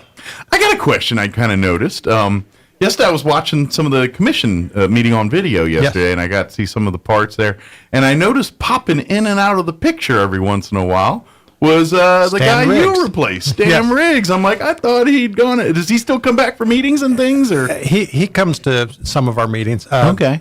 Stan is an attorney, of course. Sure. And after he retired from public service, he opened his law firm. So he's doing that in that capacity. Right. And so Okay. we have a professional services contract with Stan to come in and help us through legal matters. Cool. Which I was just- there's an abundance of. It was just nice to see. I was like, hey, there's Stan. Yeah. I was like, oh, and I was like, oh, maybe he still keeps He was involved. moving around a lot yesterday. I don't know. He must have drank too much coffee or something. Maybe he just had a lot of caffeine coursing through the veins there. Actually, I don't think I've ever seen him drink a cup of coffee, but he doesn't mind his Coke in the morning or whatever. When he come on the radio, he'd usually have his 32-ounce beverage of choice there ready to go. So. When, of course, he drove in from Albuquerque, so he may have drank 3 or 4 of those on the way in, and He could be gone. not had a chance to stop at the bathroom before Sure, the he meeting might- or something. He was moving around a lot yesterday. a lot of trips back and forth there. I get it, but yes, the county commission meeting met. Like we said, I guess technically not officially for the final time of 2022, but really The the last official business meeting, and right. And about the 10-15 minutes I watched, it was a lot of housekeeping type stuff, road. Claiming roads, stuff that's atypically done at a commission meeting. Well, and one of the neat things about this time of year, there's 2 times a year we do employee longevity pins, and we handed out pins anywhere from 5 years. That's the first pin that you get, then 10, 15, of course. Sure. All the way from 5 years to 25 years. We had 2 retirement plaques where they had put in over 20 years. We don't give a plaque unless they've been in over 20 years. So we ranged from 5 to 26 years yesterday. That's great. And it was probably, I'm guessing 15% of our entire staff received pins yesterday. So, That's I mean, great. once people get on at the county, they really like it. They really become dedicated and experts in their areas and provide a valuable service to our community. That's always a good indicator. When Exactly. you look at when people are looking for employment and things, and Eddy County's the same way. They have employees that have been there 20, 30 plus years too. And so when you see people that have stayed at one place, or at least within the county, maybe they've gone to different positions within the county, but stayed with the county 10, 15, 20, 30 years, that really shows that people are happy. People don't stay at places 30 years that they're not happy at. We have one lady that got a 25-year pin. She's not retiring. She's staying there. Yeah. 25 years. What am I going to do? Go to Walmart and make She's like, less I money? might as well No, keep doing I'm gonna this keep doing this till I can anymore. And so we're really honored to have that many people that work so hard for us. in Now, Chaffetz granted, County. I mean, the benefits, all the perks and stuff that comes with working for the county is definitely a big incentive. But again, you can get that stuff at other places if you're not happy. And so what I'm saying is, if you're looking for a career and when openings come through the county and you're qualified for them, it's probably a pretty good step up for folks. Well, with the minimum wage going up every year by statute, we have to meet a certain amount within 2 or 3 years. We just went ahead and increased all of our starting wages to $15 an hour. So we don't have to keep going back every year and adjusting it. Sure. We just went to $15 an hour for the... That'll cover you for a couple of years till they do until they it do again. something crazy again. But every single job, starting level job, no experience, whatever, Good you deal. get on $15 Foot in the an hour. door, 15 an hour. Yeah, it's- And detention is $16 an hour. We actually... it's $15.96 for the very lowest level. It's essentially $16 an hour, but those people work so hard and they're so dedicated. We're short-staffed in detention as they are all over the U.S., but certainly all over New Mexico. Sure. Those people are putting in so many hours overtime. We said, you know what? We appreciate what you're doing. You're getting your wage, and then you're getting time and a half, which then makes that about $26 an hour. If you Sure. figure So they're making good money. 16. So we said, but still, we don't feel like we're taking good enough care of you. So we initiated an incentive program. Okay. After they've done a certain level of overtime, then they start getting additional money on top of that. Oh, So nice. they end up making potentially $30-something an hour, $35, $38. I haven't figured out That's exactly great. what it is after they put in some overtime and stuff. And they earn every penny. They earn every single penny, and it's a reward, but they're earning big it. shout It out is- to the detention people. They work very, very hard, very long hours, and it's not a job that I would ever want to do. Sure, It's but just we're very difficult. thankful for what they do. Very and, thankful. and the people that do it well. And if that is kind of your cup of tea and things, like I said, they treat you pretty well. You got pretty good. I know, like I said, being in law enforcement or corrections is not for everybody. It just isn't. Well, But- I mean, the first time I walked into the jail, to the backside of the jail, and not in cuffs. I wasn't being processed. I was escorted, but I wasn't being processed. Forced to be escorted. I was just amazed at the professionalism. Every single person in there knows their job, knows exactly what to do. They know what's going on. Sure. I mean, they know everything that's happening, and it's pretty cool to watch. It is. And what I like, too, is because of, obviously, the big renovations and remodels have been done over the last several years, and just the complete retrofitting and upgrading of the facility.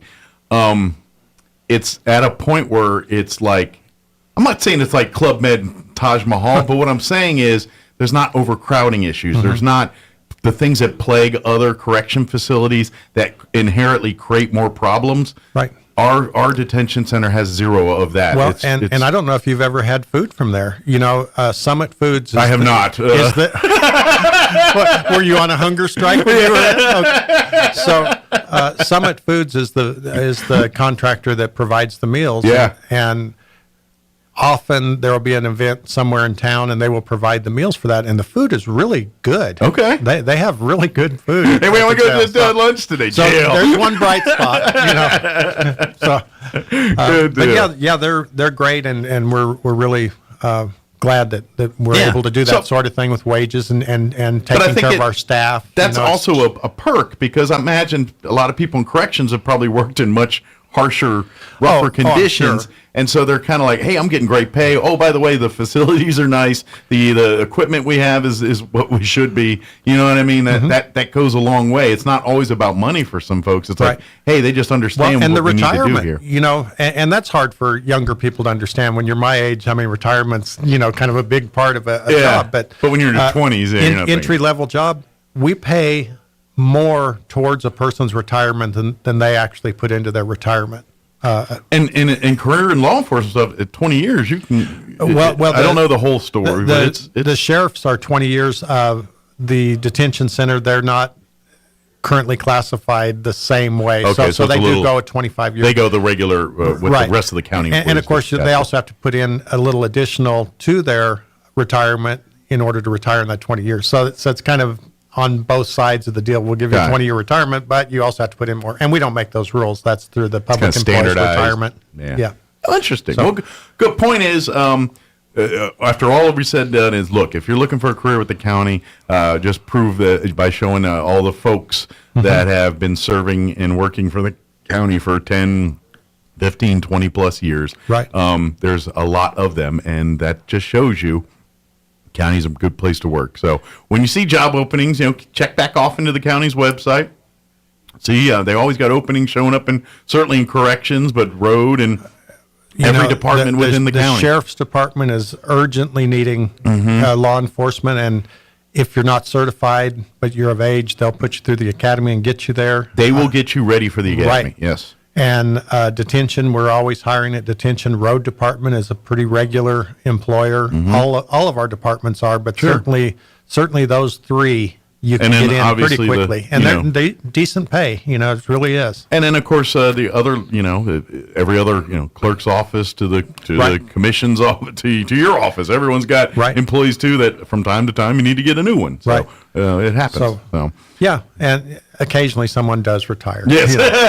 Someone says, 30 years is enough. I want to go, see the world or whatever, So yesterday at our meeting, before we had our meeting, we had our indigent health care meeting. We do that every quarter now. Okay. And so they come in and they tell us what expenses they've had and what bills they've paid for people who are unable to pay for their own health or funeral benefits, and that kind of thing. You know, a lot of times people don't understand all the things that the county provides. Sure. And that's one of the things we provide. Now, is that where do you guys pay them directly, or are you the conduit through the state, basically? Well, the vendor, whether it's the hospital, whether it's La Casa, whatever healthcare provider it is, they have to send it through. Gotcha. You know, but and you're we pay them. You're the kind of the backing. So we pay them the Medicare rate. Okay. You know, or Medicaid, whichever one it is. Right. Okay. You know, if the bill's $100, but actually, you know, we can whittle that down to 60. You know, our people, Jeff Ortega and Maria, they look at every bill, they figure everything out, they make sure that we pay the minimum we have to, but we make sure that the hospitals, doctors are whole in this whole thing. But, you know, that's $4.9 million is what we've dedicated to that this year. And so, you know, that's one of those things people don't realize. It's a lot of money. And it's a mandated thing. You know, sure. we have to pay for indigent persons. Well, you've heard that no hospital can refuse service for someone that's in an emergency need and things like that. And guess what? Someone still pays for it. That's where it comes from, is the indigent fund. And every prisoner, all the health care that's involved there, you know, that's through that as well. Everything goes through that. Yeah. Gotcha. And so anyway, that's one of the things we do. And then we had an additional almost $28,000 in other benefits to one of our local providers that they had a little bit of a problem with their billing company. They changed, and the billing company wasn't quite up to speed, and so they got a little behind. But I think we got caught up with them with an additional $28,000. But good deal. But over the last 3 months, and like I say, we do this quarterly. It looks like we're at about $1.3 million over the last 3 months alone, just in indigent health care. So you know, there are things that are happening. Not only your roads and sure, you know, those kind of things. The public health department, we're in the process of building a new $6 million health department because we're required, as a county, required by statute to provide for the public health department, the cooperative extension service. Plus, we have a lot of other partnerships. One of the things that we did yesterday was we approved 2 lease agreements with Chaves County Joy Center. Yes, kind of renewed those leases with them, basically. And that's around where I tuned in, was when all that was those 2 buildings, whenever you calculate what the fair market rental is, because the buildings do belong to Chaves County, it's $250,000 a year. However, what we do with our partners like the Joy Center, and last month we were talking about a Tobosa lease that we did, which was another $200,000. You know, we can't by law give anything away because that's anti-donation. You can't give it to an individual or to a... Because you don't want to show favoritism. And right. Now, granted, none of this is really what that is, but we don't want the impression that that's what that is. So and so you have to show the services that entity provides for the community. So what we did is we had $250,000 worth of rent for the Hagerman Joy Center, the Roswell Joy Center, and they have 4 Joy Centers altogether. These were just the 2 leases that were coming up this time. Right. And so we say, okay, they provide this many meals, they provide this kind of transportation, and you assign a dollar value to that, a fair dollar value, and say they provide more in services to our community than they would pay in rent. Therefore, we only charge them an administrative fee every year. So these 2 buildings cost them $800 a year. Nice. Well, and that's broken up into quarterly payments. Well, but based on what services they provide the community. Very glad to do that. It's saving. It's a win-win. The Joy Center gets a break on their rent, and the county's like, look, these are services that really. If you weren't providing them, we would be doing it. You're doing a better job. You're experts on that. Exactly. So let us help. And I invite people to go back and watch the commission meeting during this part because, again, I just so happen to be watching it this time. Around that time, Commissioner Dana had kind of explained why the county does it this way as opposed to, and explains it, and it makes sense because, you know, I mean, comparing the city to the county is kind of like comparing apples to oranges. It's the needs that the city have to meet aren't the same as the needs that the county has to meet, so it's done a different way. But and they're all valuable services. But the city's more what you see more in the news with the city is, you know, they're building a building, they're you know, paving a parking lot, doing Main Street, providing some kind of assistance to an entity on Main Street. The county has 1,400 miles of roads. Exactly. Out in the county. It's just you guys have a different set of needs or things that you are responsible for.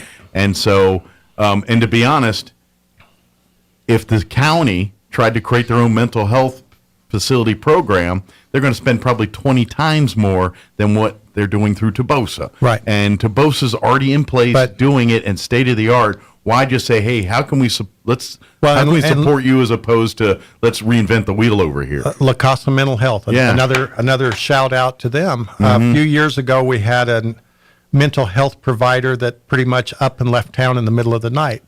And we said, oh, no, what do we do? There's no mental health here. In the middle. Yeah, I mean, it was very sudden. Reminiscent of the Baltimore Colts going to Indianapolis. Very good. I like it. So they stepped in and said, hey, I think we can help with this, but we're going to need your assistance. So we actually lease a large building up behind Big Five Sporting Goods. And when we started out, it was such a huge deal for the whole area. And we said, how are we going to cover this? And no one had prepared that with their budget because they weren't expecting it. The city and the county, the county leases the building. The city and the county both put in money so that they didn't have any rent initially, or a very small amount of rent initially, till they could get their people moved, get the thing fully staffed, get on their feet. And then the city pulled out. The county is still providing that building to them at a very reduced rate, just to provide those healthcare services in town. Yeah. We also have another building at 1010 South Garden that is also a La Casa mental health facility. And same sort of thing. We don't charge them the full amount. And there's also a La Casa Health Center over on Grand Street. All these buildings around town that we own, we don't try to make a profit off of them in most cases. I mean, we try to find an entity that we can put in there that will provide a service to the community better than we could do. Because as we all know, once government gets involved, you get red tape and all kinds of other issues that make it harder to do the job. And I'm not being facetious. I mean, that's really true. You're just saying the way of the world and how it is, and you can ignore it or work with it, and that's what the county's doing. And that's I think that all of our commissioners are in line with that. They don't want to run everything. They don't want to run interference for the federal government or for state statutes. They don't want to include all this red tape. They want it to move smoothly and take care of the people in town, and they're all in. And it makes it great because entities like La Casa and these other entities do an amazing job as being stewards of these resources, and so they come each year and report back on what's going on and should we keep going, and every year the work they do far exceeds the money and resources the county are giving them to do it. Right. And absolutely. And so we thank them for that. Right. But we also appreciate the fact that the county's like, look, we're not trying to reinvent the wheel here. You guys are better at it than we are.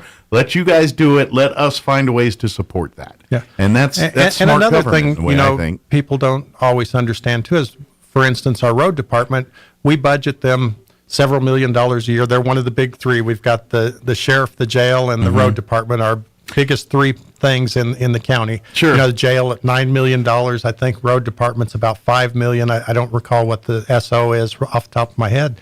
But those are all services we provide to the community. Yeah.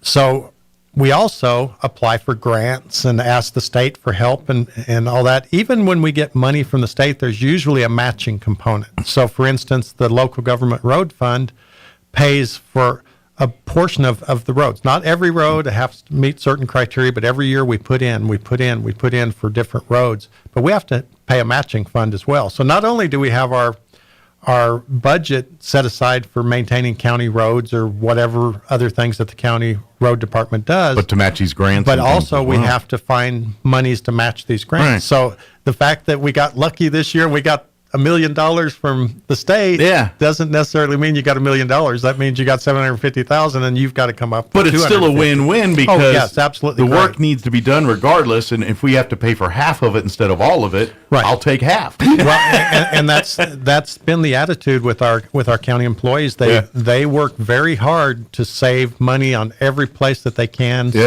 so that those tax dollars do go farther to assist more entities or whatever throughout our community and do more things. Absolutely. So, but yeah, so I'm doing a lot of talking. I got a lot of ground to cover here. But yeah, we did get it. But the point of all that is, if you want to go back and listen to that part, it's on the Facebook and all that. Dare does an amazing job of just kind of breaking down a little bit there. So I love when not only are they conducting business, but they're also kind of peeling back the curtain and saying, we do it this way for this reason. And that's so I invite you to go back and watch if you have more questions about that. Right.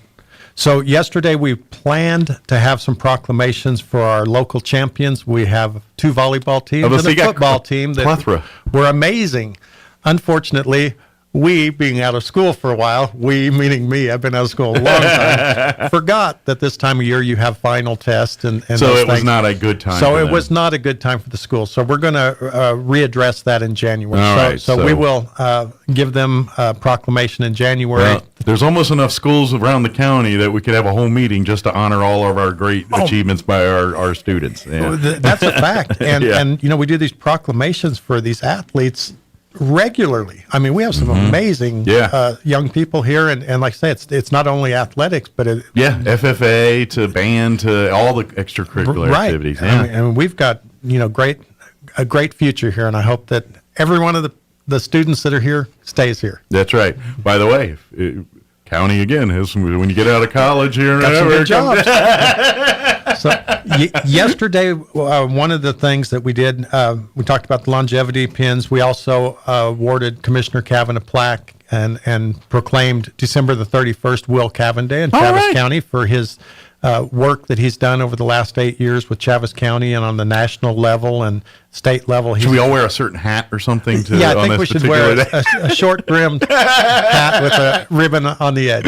I feel like belly in color. I feel like that might be appropriate. Yeah, he's great, and we're going to miss him. We have a replacement coming in, if there is such a thing as a replacement for Will Cavan. But Michael Perry's going to be coming in. We're very excited. He brings a lot of stuff to the table, and we'll be looking forward to working with him. And I imagine would that be the first meeting of 2023 where they decide who the president is? The chairman and vice chairman. Yeah, I always mess up the terminology, but that's right. The dude in charge. And the committees then will be established shortly after that. Sure. We usually don't do that right away in January because the chairman needs time to kind of sift through it and decide which committees are going to keep, which ones to remove, and things, so forth and so on. Yeah. So we do that. We had our annual report from the Chaves County Flood Control. Brian Hotelin has taken over at the flood control as the superintendent.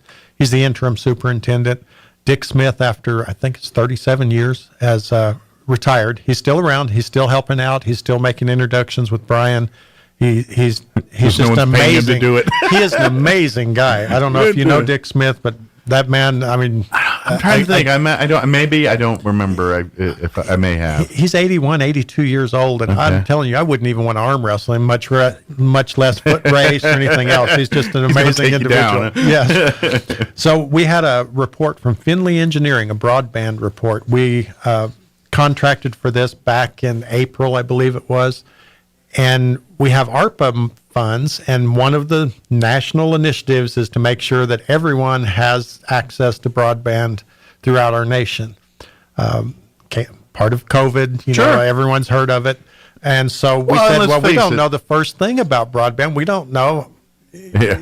I barely know how to use it, much less if I have. I try to get the router to work in my house. And of course, New Mexico and Chaves County, certainly, we have lots of areas that are not ever going to be taken care of really well with remote broadband and stuff. It's just so remote and difficult, obstacles in the way for line of sight. And to be honest, these are also places where other amenities like water and electricity aren't even easy to get to, let alone broadband internet, Right. And again, kind of maybe need to prioritize a little bit. But anyway, our federal government has prioritized broadband as one of the things we need in our lives, and they're not wrong. I mean, that's the way of the world, and it's going to happen. But but kind of like we were talking a minute ago, we don't know the first thing about broadband, so you have to find someone that can help you understand broadband. We have our local internet service providers, like CenturyLink, Plateau, LECO,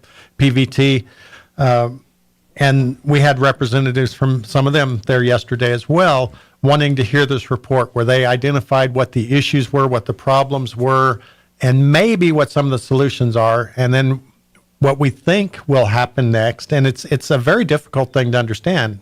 Just understanding what the issue are with broadband is part of it, but then the other is, now how do we use public monies to partner with a local internet service provider, for instance? There were 3 of them that got grants from the FCC to build out some of this stuff. Even prior to this report, they've all been working on it. One award was to Starlink. The FCC canceled that. There's a very small award to Penasco Valley Telephone, PVT, yeah. that they're going to work towards getting that done. They're funded. But the biggest part of the county, a company called Resound Networks, was awarded the deal by the FCC, but they've never actually finished it out with the money. So they may cancel it like they did the Starlink. No one knows, but it's a huge piece of the puzzle, and no one else can put in for a project in those areas because they're already covered. You can't put in a project in an area someone else has already put in a project for. Yeah. So a huge part of our county is wrapped up in an FCC thing that may not ever happen. We don't know. And we don't know whether it's this is why people this make company jokes about the doesn't have government. the financial backing to do what they said. They came up with a great idea, but they have a wheelbarrow and 2 guys pushing it. They overextended their promises a little bit. We don't know what the situation is, but it's of very much concern that this one company has the bulk of the county and no one else can put in for that. So it does feel a little weird. The price for bringing our county up to the standards, according to this I'm sure Finley Engineering, astronomical between $45 million and $54 million. Oof. So the counties don't have that kind of money. Right. The internet service providers don't. So what we do is we try to help facilitate these government grants or whatever, and then we also would put in a portion of the money for that from our ARPA funds. But to do the final mile, or the middle mile, I think they call it, to cover every little inch, and those really hard to reach areas, the price goes up exponentially to do, a short distance out in the middle of the boot heel or something.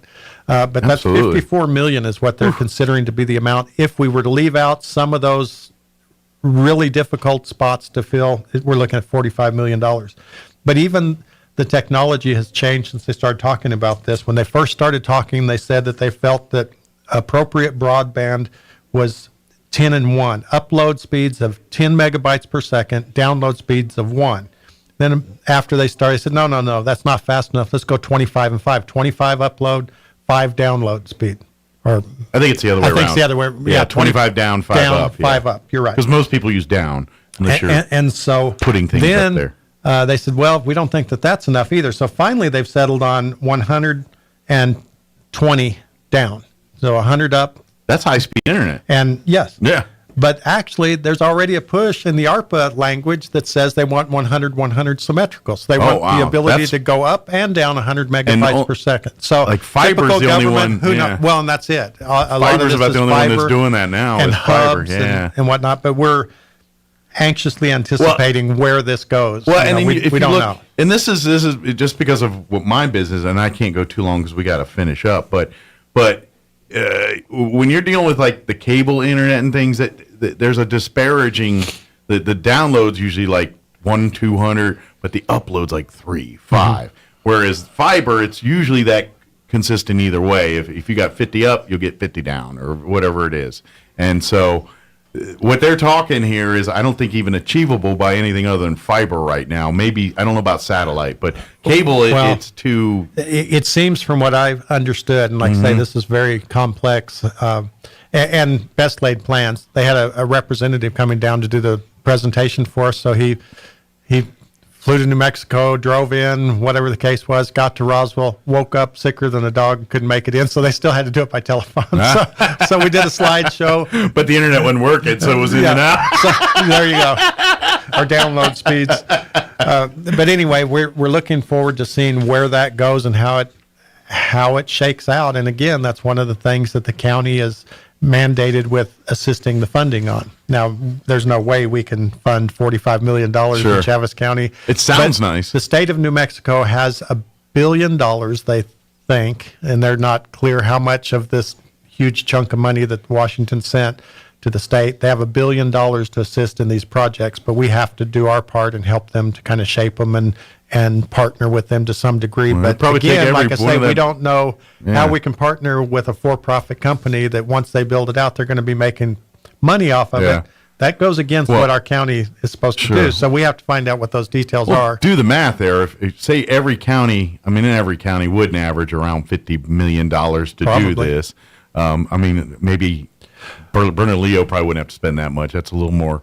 Well, that's right. But the but every smaller the county- county, the more remote, the higher it's going to be. Exactly, that's what I'm saying. So, we'll say it's I don't know if that $1 billion sounds like a lot, but when you think about it in those terms and say each county roughly is going to need around $50 million. Have you ever driven to Clayton, New Mexico? Yeah. Miles and miles of beautiful area, but nothing. Sure, nothing out there. Especially just Roosevelt counties that are next county over. They're pretty rural too. They're not as populated as Chavis This County. is true, but if we've got to have coverage of internet, that's still, you got to put the equipment out there, you got to do all that, and that costs money. And that's the thing is, if you've got to have that coverage, it doesn't matter if you got 2 people or 200. If the coverage has to be there, then you still got to spend the money on the equipment. You know what I mean? So, so really, population's not a relevancy here. No, and in fact, the more population there is, there's more likely that the easier it is to do you it. already have a place like something that's Roosevelt, close. Yeah, it's like you're going to spend $50 million for 12 people. Well, there you go. A little bit more, but you know what I mean. So anyway, along with our meeting yesterday, we approved 2 agreements for legislative capital outlay.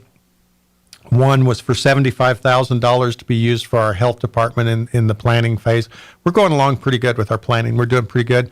Also, the contract isn't out yet, but we were actually awarded $750,000 on a CDBG community development block grant for our health department. Again, our staff always looks, rather than use county money, no matter where it came from, we're always looking and say, how else can we find monies to build this so that we can save those There's monies always a rock to turn over for right? emergencies, that we have no idea what may happen Absolutely. next week or tomorrow. Sure. So we're always trying, and they do a really great job. But the presentation, you had to put together the whole package, present it to the people for that federal funding for community development block grant.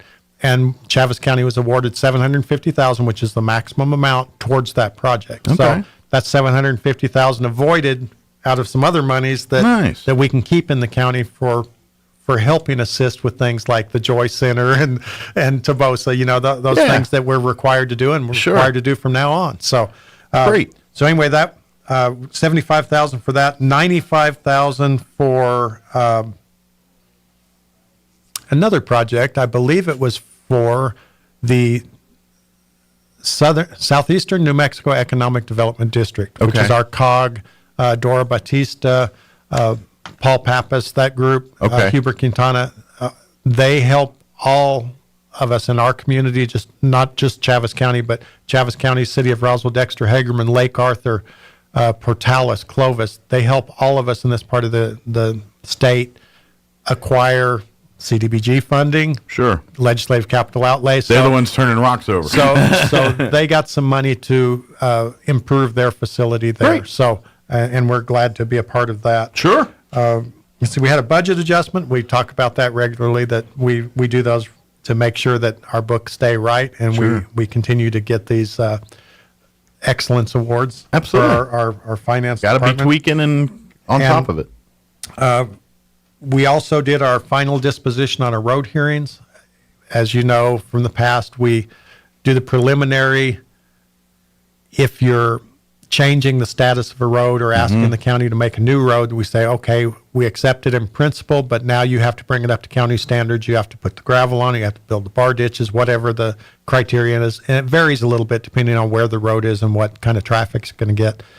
But then we give them from the time when they actually approve it in theory in May, and we give them till December to bring it up to those standards. We go back out, make sure that the roads are right, and then we come in and say, okay, they did everything they were supposed to do. Let's go ahead and make this final, and then in January it'll be on our road Add list. to the list of regular maintenance for those roads. And I've got a couple more things, but I don't know if we have time for all that. So, if you got about a minute or two, we can knock something out here.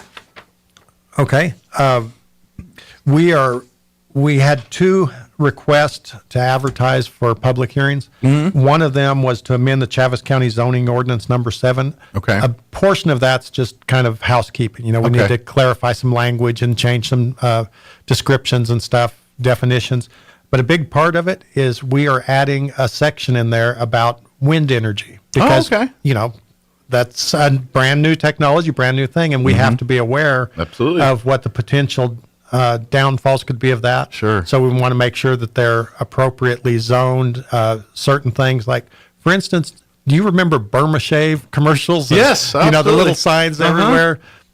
One of the concerns that I've had is when you have 100 wind towers between here and Timbuktu, what's stopping them from starting now to put advertising on them? Sure. And where's the evolution of this going? And so that was one of the things that we put in our ordinance is that there can be no advertising. Can't be billboards. Also, we don't want them to be bright pink. They need to blend with our landscape. So, Sure. we camouflage them as much as these are kind of the possible. colors that are acceptable. No advertising on them. Also, I don't know about you, but I don't really like seeing those flashing lights all night long. Can you imagine if they were on Comanche Hill, for instance, and the lights just flashing all night? So we put in, there's a new technology called aircraft detection monitoring system, I think Yes, it I know is. what you're talking about. Yeah. And so the lights stay off unless an airplane flies within the range. Gotcha. They communicate, But there's and then the sensors lights and flash things. for a couple of minutes. When the airplane's gone, the lights go out, so you don't see them all it's night long. basically smart lights. And then the other thing that we think is very important is not just to say, well, they have to be so many miles from town. Right. Because if we do that, we say, well, no wind towers closer than 10 miles to Roswell. Where's that put them? Buena Vista.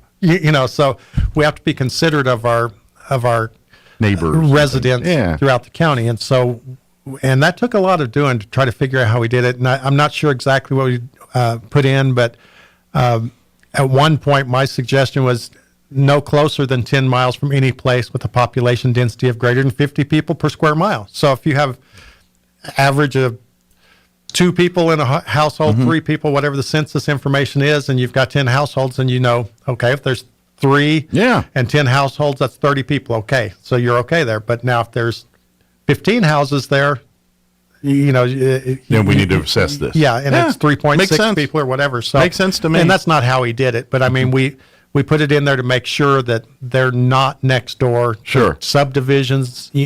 There's a place for everything and everything just in can't its put 'em place. up wherever you want You just to. can't put them wherever you want because it will impact the quality of life here within our community. Absolutely. And we're not against them by any means, but we just want them to follow certain Sure, rules. we So don't that want was them- an important thing. We also have a permission to publish for another hearing that will be in January. If it's a public hearing, we have to advertise that ahead of time so people Part come of the out and rules. say yes or no for it.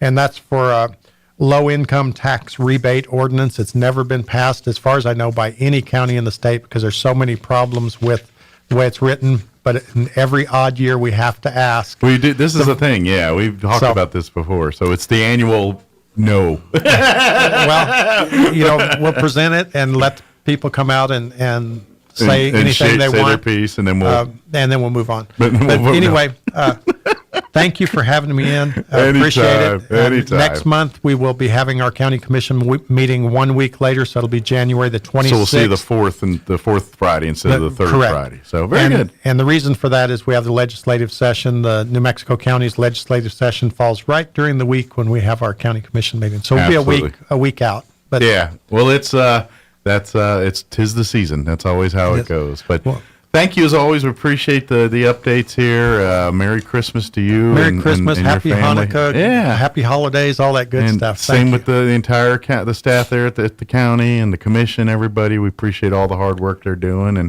and we look forward to see what 2023 brings. Right. Everybody. And if you see Will Cavan on December the 31st, be sure and pat him on the back. There you go. Tell him Happy Will Cavan Day. And if you happen to find one of his hats, wear it proudly that day.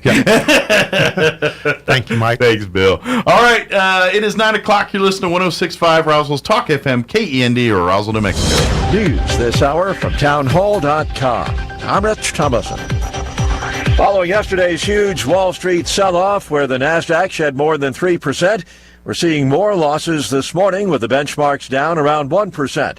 The market reacting to the Fed's latest interest rate hike, as well as last month's slump in retail sales. Smaller retailers say that while foot traffic has been up this holiday season, generally, shoppers have been spending less. Nathan Walden owns 2 gift shops in Oakland, California. He says wholesale prices for specialty candles increased 20 to 40%. Passing on the increase slows the rate of sale and cuts into the shop's margins. Stephanie Sala runs 5 Little Monkeys, a chain of toy stores in the Bay Area. She says 2021 had a YOLO feel to it. Shoppers were splurging. This year, Sala says they'll still be ahead of 2019, but purchases are more low-key, with Legos, Pokemon, and mushroom-related toys popular this year. Correspondent Jennifer King.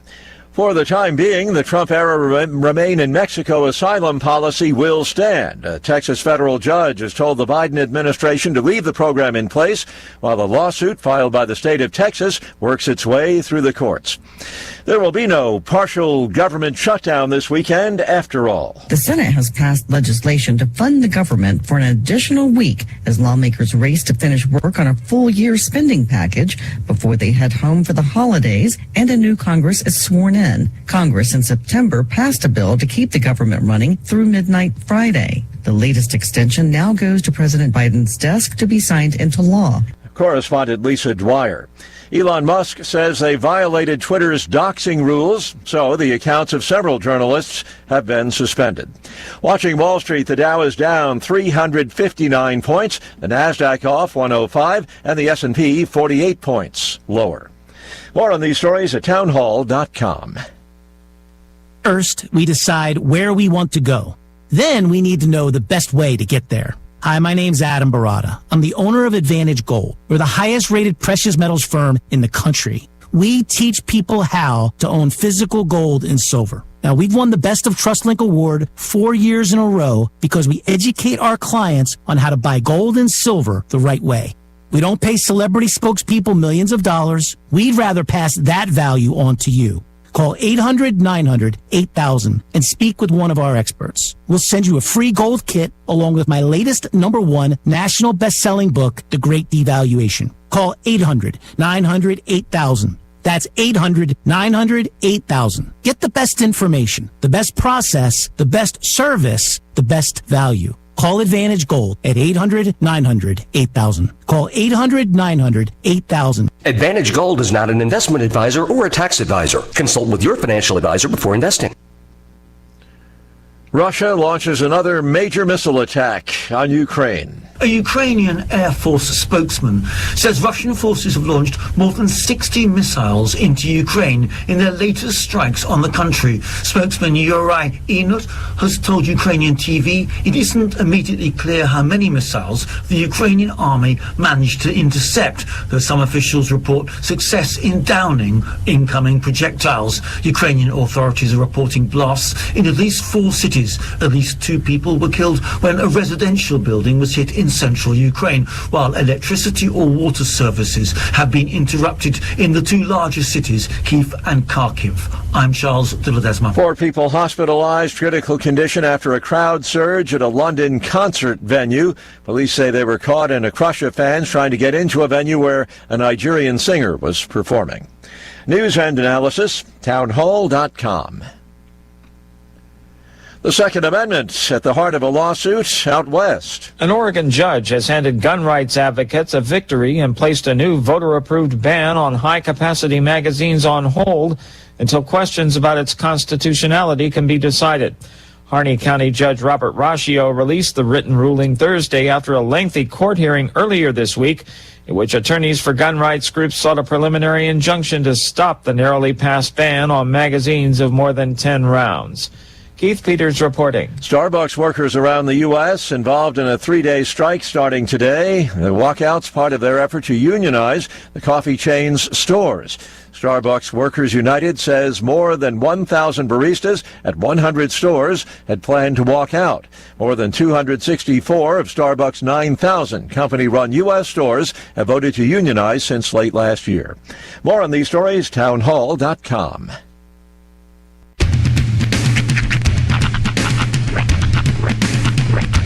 What in the wide, wide world of sports is going on here? I promise you, whatever scum did this, not one man on this force will rest for 1 minute until he's behind bars. Now let's grab a bite to eat. Yeah, come on. I feel the hot wind on my shoulder and the touch of a world that is older. I hit the switch and check the number. I leave it on and then I slumber. I hear the rhythm ringing through it. Flamenco guitar and cumbia music. I hear the talking of the DJ. The traveler said, what does he say? I'm on a Mexican radio. I'm on a Mexican radio. Broadcasting live from high atop the J.P. White Building in downtown Roswell, New Mexico. It's Mornings with Mike Winters on 106.5 Roswell's Talk FM. Is that what I sound like when I talk? Now, here's your host, Mike Winters. Here's Chip Davis, founder of Mannheim Steamroller, with today's Christmas countdown. This thing just started doing things on its own. What's up with that? It literally skipped weather and went from the open to that. Wow. There's a commander in there or anything? I don't know. It just... Well, this thing has a gremlin. It does things on its own. Did somebody feed the computer after midnight? I think that's what happened. Yeah. Because literally, it wasn't like it literally skipped the weather and jumped right to the commercial break. Wow. And it was playing that. It doesn't do that. The computer's like, nah, you don't want to talk. Yeah. Oh, all right. We don't want to hear your nonsense. Well, I know it's a weird start to the third hour, but welcome to hour number 3. Trace and Viernos. Of Mornings with Mike Winters, right here on 106.5 Roswell's Talk FM. Happy Friday! We made it. We're here. Indubitably. And the holidays are right around the corner. It's the holiday season. So, probably a busy weekend for many, and busy, as everyone's getting ready for the holiday here, and then everyone gets in holiday-itis next week. So. Did I tell you how I got sniped? Oh, is this the...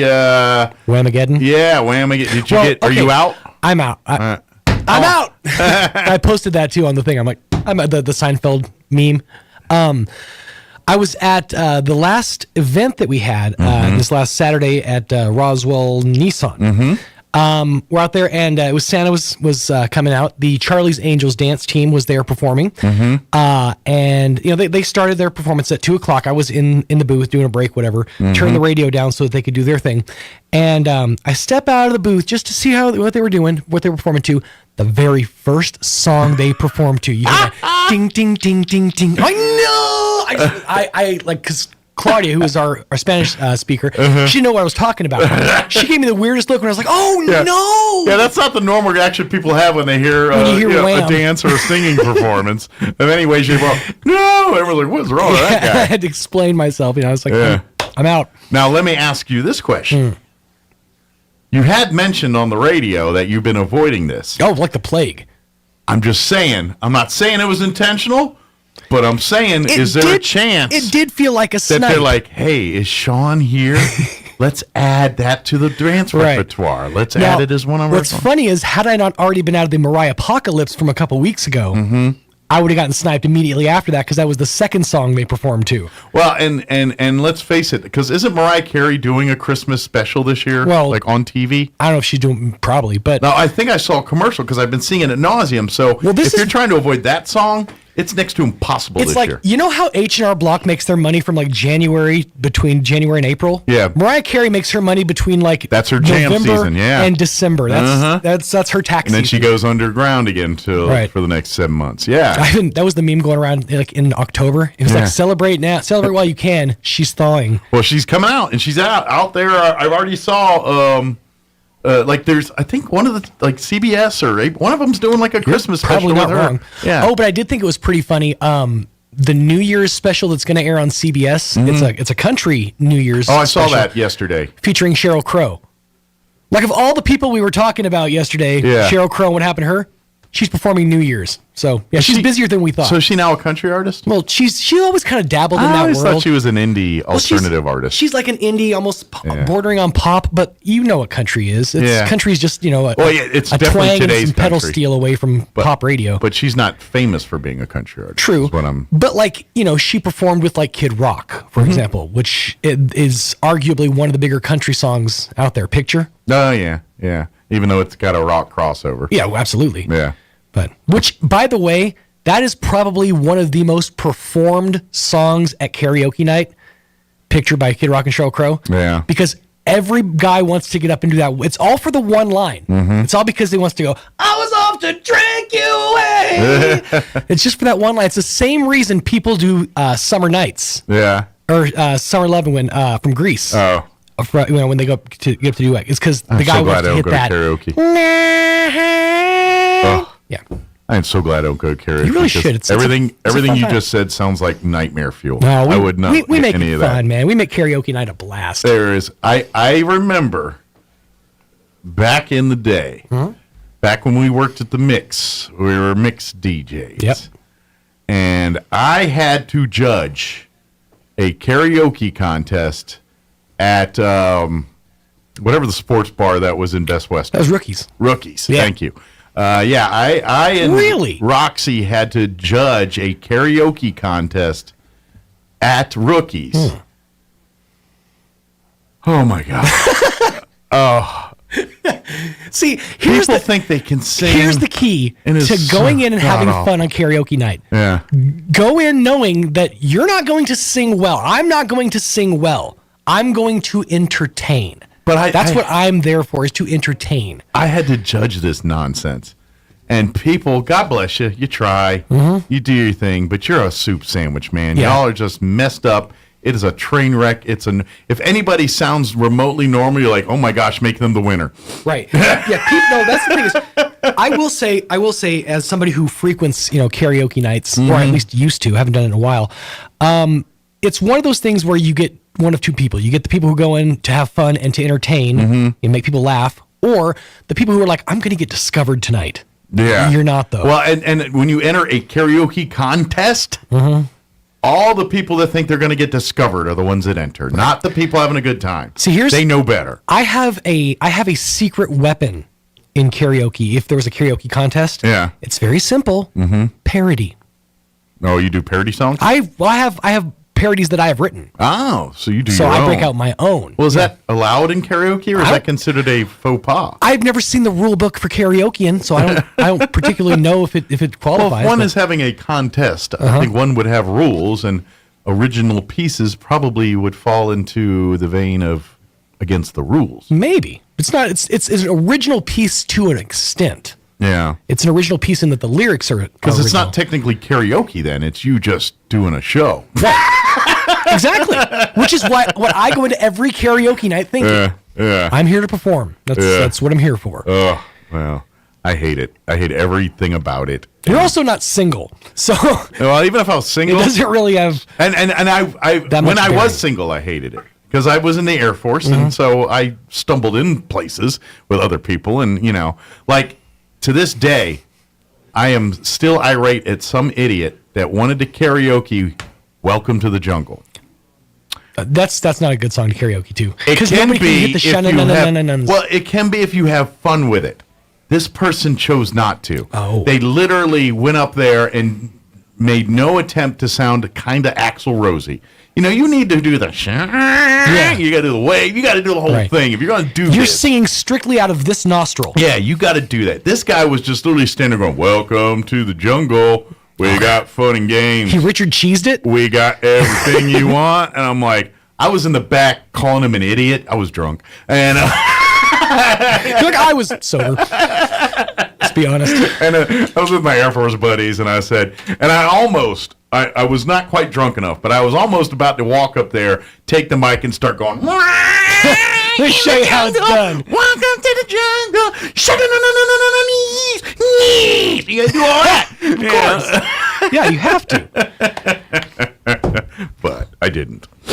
Let me give you the rundown for this hour of the show. Oh, big thank you to McDonald's. I got so wrapped up in karaoke We got to thank the fine folks at McDonald's because they just hook us up each and every Friday with delicious breakfast treats, and we cannot thank them enough for that. Come get your own. Swing by any of the McDonald's. Download the app. Utilize it.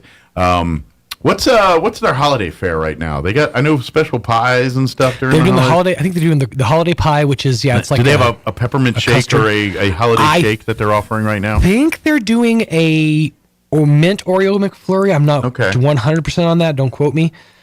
I just know 'tis the season. Indeed. For holiday shakes and sundaes and pies. Let's see. So I'd just be kind of curious what's the holiday fare right now? Because their big deal right now is obviously the contest that they're running. Yeah. But let's see. Sweets and treats. And I ain't gonna lie. They keep doing a commercial right now for the quarter pounder with cheese on TV. And every time I see it, I'm like, yeah, I want a quarter pounder with cheese. That thing is beautiful. The new one, the smoky BLT quarter pounder. Yeah, I haven't tried that one. So yeah, they're doing their holiday pies right now, and it looks like their featured dessert is the Oreo fudge McFlurry. Ooh. So Merry Christmas to me. Make it that what you want. Merry Christmas to me. Heck yeah. Big thanks to McDonald's. I gotta ask, and have you done the rundown yet? Not yet. Okay. How have we gone this whole morning show and not talked about the big announcement from yesterday? Oh, the Trump NFT, whatever that thing's called. My God. Yeah, that's a big hot mess. Oh my God. I thought it was a joke. Does he still have advisors? I thought it was a joke. I didn't think it was real. No, this feels like somebody's forcing him to do like he owes money to somebody, and they're like, "Go make this NFT commercial." I thought that was like some Funny or Die bit. I really didn't think it was real. Everything about it, from the start of the message, your favorite president, better than Lincoln, better than Washington. Like, out of the gate. Yeah. That was straight up an SNL bit, right? That wasn't real. Photos and representations of special moments of my career. Remember, like that time I ripped my shirt open to reveal my super suit and laser-eyed everybody like the dude from The Boys. Yeah. It's out there. That time I went to space. You know what it feels like? Do you remember the from like a week ago when everybody was doing that weird AI lens? Oh yeah, and they want to look Facebook? Like they're from the 1800s. Yeah. Everybody was. That's what these look like. It's like his came out and he's like, all right, I'm going to release NFTs. I got to be honest, the whole NFT thing, I just don't get. And so it's not really for our generation to get. I was going to say prime demographic for these things. I just don't get it. I don't understand it. And I know this. Anybody that already thought that guy was a clown, that just sealed that deal right there. I mean, it just doesn't. It does not make. I don't get this. It's move. It's the best wall of death separation between fans and critics I think there's people legit right now going scratching their head like, no, this is a move. There's something. This is all calculated. I'm like, I don't know at this point. I just think people are just. It's not as smart as you think it is. NFTs essentially are like a way for a rich guy to show off that he's rich. Like the Bored Ape thing with Jimmy Fallon, which that's a whole thing now because they're saying people are saying the Bored Ape thing was a whole like celebrity scam or whatever, just trying to get people to buy off these things that they were making money in the back end. Yeah, but honestly, all of that it's not. I'm not the demographic for that. Those it's things. hard to take grown people seriously when they literally are selling you cards of them as Superman. Or digital versions. Digital cards. Digital baseball cards. Yeah. What's the best part of it? You can always just right click, save as. Yeah. And now I own it too. I know. That's what I don't get too. I'm like, but you don't have the digital certificate of ownership. Oh, which means what? All right, cool. Want to see my picture? Yeah. That's the part. All you clown shoes and want to buy this stuff, I got some Beanie Babies for you in the other room if you want to buy those up, and it's not even you could play with Beanie Babies. It'd be like if I sold you a picture of Beanie Babies. Yeah. I wish I had my Garbage Pail Kids. I'd sell you them. Right?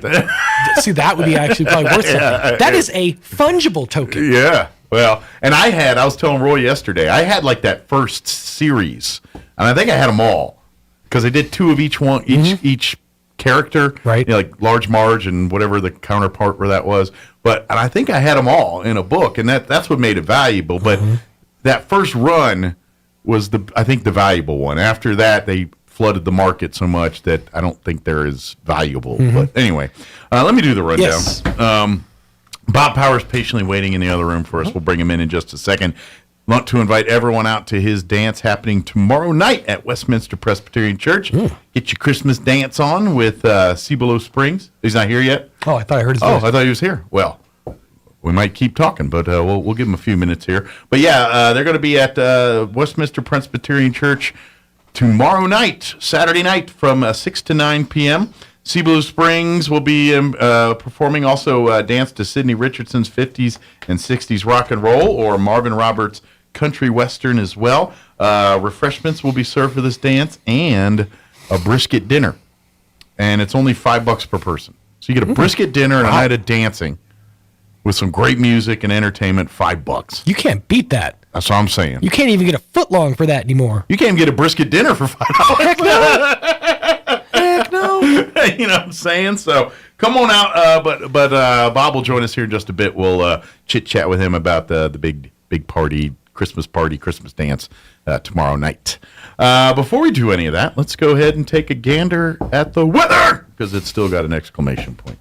I'm meteorologist Steve Hamilton with your Pecos Valley weather. We have high pressure in the Four Corners and moving in from the Intermountain States, so we've got a couple of rounds of cool air headed our way. Looks like mid to upper 40s and a little bit breezy today, but we'll be getting plenty of sunshine across eastern New Mexico. Overnight will be clear, our low in the upper teens, and then we're expecting upper 40s for the high on Saturday with sunshine, up to 50 and fair Sunday. That's your latest forecast. I'm meteorologist Steve Hamilton. Thank you, Steve. Currently, you know what? Hold on.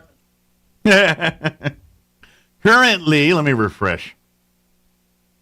Oh, much fresher. Currently, 41 degrees here in Roswell. Humidity is at 30%. Winds, it says blowing out of the northwest, 22, gusting to 30.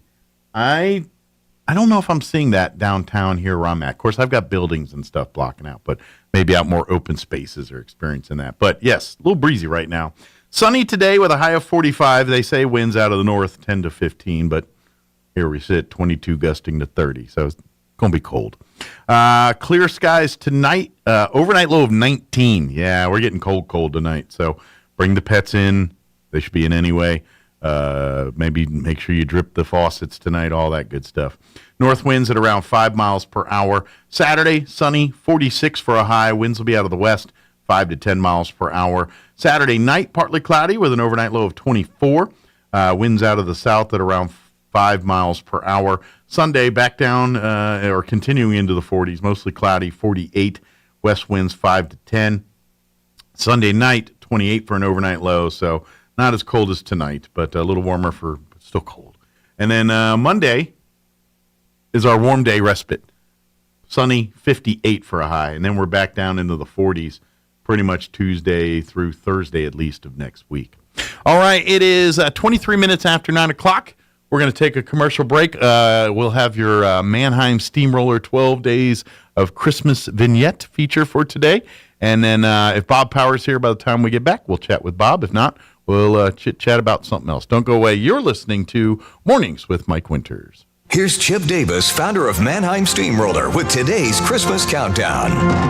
St. Nicholas, or Santa Claus, wasn't very well known until the Christmas of 1822. In New York City, Professor Clement Clark Moore wrote a simple little Christmas poem for his children. You know it as "'Twas the Night Before Christmas." And all through the house, not a creature was stirring. Then Thomas Nast, an artist for Harper's Weekly, used Professor Moore's vivid description of St. Nicholas and drew the Santa we all know today, complete with his bright red suit and round belly, coming down the chimney and the sack full of toys. Santa took almost 4,000 years to evolve, but he's here to stay now. And speaking of Santa, only 11 days to go. I'm Chip Davis of Mannheim Steamroller. Brought to you by iDrive. Don't wait until you've lost everything. Back Back up all your devices into one account today. It's easy to use and affordable at iDrive.com. Here to help you breathe easy. That's what you can expect from Artesia General Hospital's cardiopulmonary and respiratory therapy team, both literally and figuratively. From innovative treatments for lung cancer and COVID-19 to management for everyday breathing problems like asthma and bronchitis, our care for acute and chronic conditions is unmatched in Southeast New Mexico, and the compassion of our caregivers offers peace of mind with each visit. Get the help you need for chronic respiratory conditions. Call 575-748-3333 or visit artesiageneral.com/respiratory. For over 40 years, Sierra Blanca Motors here in Roswell have been providing locals with quality vehicles and are committed to providing you quality vehicles and service for many years to come. No sales gimmicks, no inflated pricing, just a quality pre-owned vehicle listed at retail pricing or less. Have a used vehicle to sell? Get top trade-in value or an amazing cash offer today. Let Danny or Jose provide you a great car buying experience. Call 575-622-7907 or stop by Sierra Blanca Motors at 720 South Main Street in Roswell. Se habla español. Christmas is coming, and National Furniture Liquidators in Roswell is holding a toy drive to give our little ones a happy holiday. You could drop off your toys at the shop and take advantage of amazing store-wide deals. For every toy you bring, you'll receive 10% off. So, bring in 2 toys, that's 20% off. 3 toys is 30%, as much as 50% off your total purchase with 5 or more donated toys. Help put smiles on faces this Christmas and save big at the same time. Stop by National Furniture Liquidators at 203 East McGaffey in Roswell. Remember, nobody beats Shorty. Sound the alarm.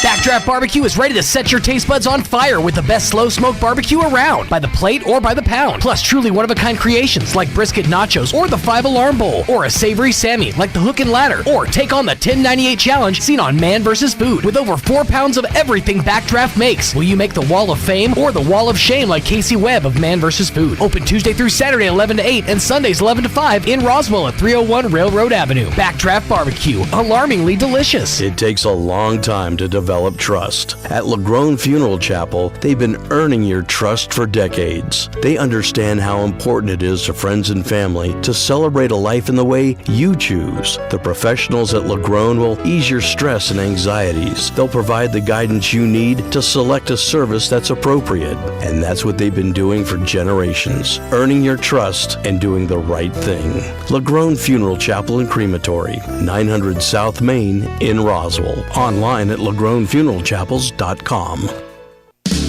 Jennifer here from Trustmark Roofing, and I know you've heard me say that you can trust Trustmark, but I want you to know what that looks like in real life.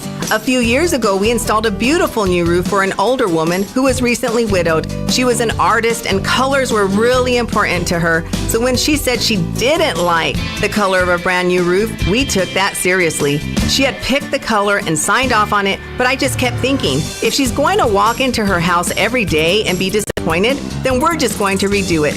So we did. We ripped that beautiful new roof off and replaced it with a slightly different color, and she was thrilled. Yes, it cost us quite a bit of money to make her happy, but I want you to know you can trust Trustmark to make it exactly right every time. If you have any roofing needs, call us at 575-755-ROOF or find us online at trustmarkroofpros.com. Trustmark Roofing, we put people first. For people suffering with joint pain, simple movement feels like just taking a step feels like, and lifting your arm can feel like.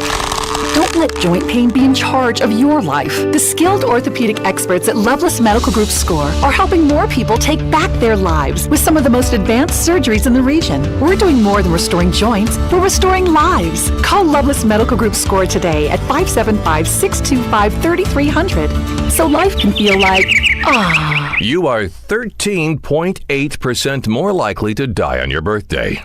Think about that the next time you want to celebrate your birthday month. Here's Mike Winters. And good morning. It is 28 minutes after 9 o'clock. Still haven't seen Bob yet, but he wanted to invite everyone to come on out tomorrow night. They're having their Christmas party and dance to the music of Cibolo Springs.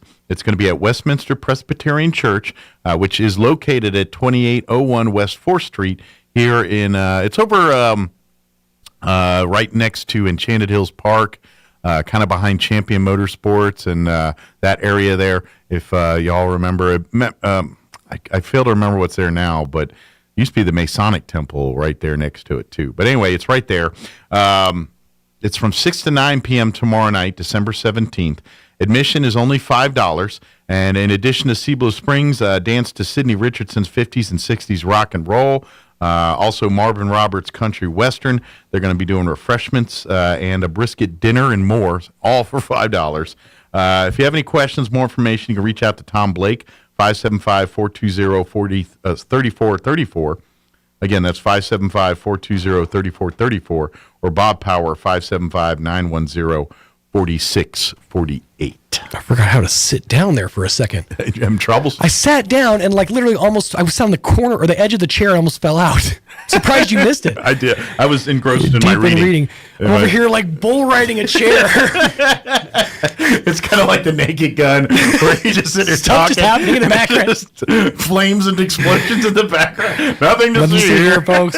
Nothing to see here. Speaking of TV, there's a show that I've been watching, a sitcom, that I was like, But after last night, I've kind of gotten more respect and appreciate the show more. Okay. It is a show that's a hit on CBS. It is, I think it's in its second season now. Okay. It's called Ghosts. Ghosts. Okay. The premise of the show is this young married couple. The wife inherits an old mansion house in, I don't know if it's Virginia or East Coast somewhere, Carolinas, I don't know, somewhere there. So they inherit this old house.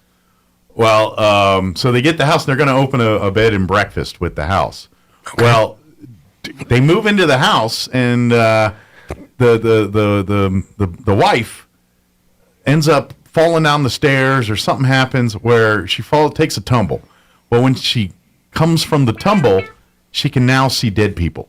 Oh, really? Yes, she can hear, talk, and see to dead people. And kind of a Sixth Sense-like situation here.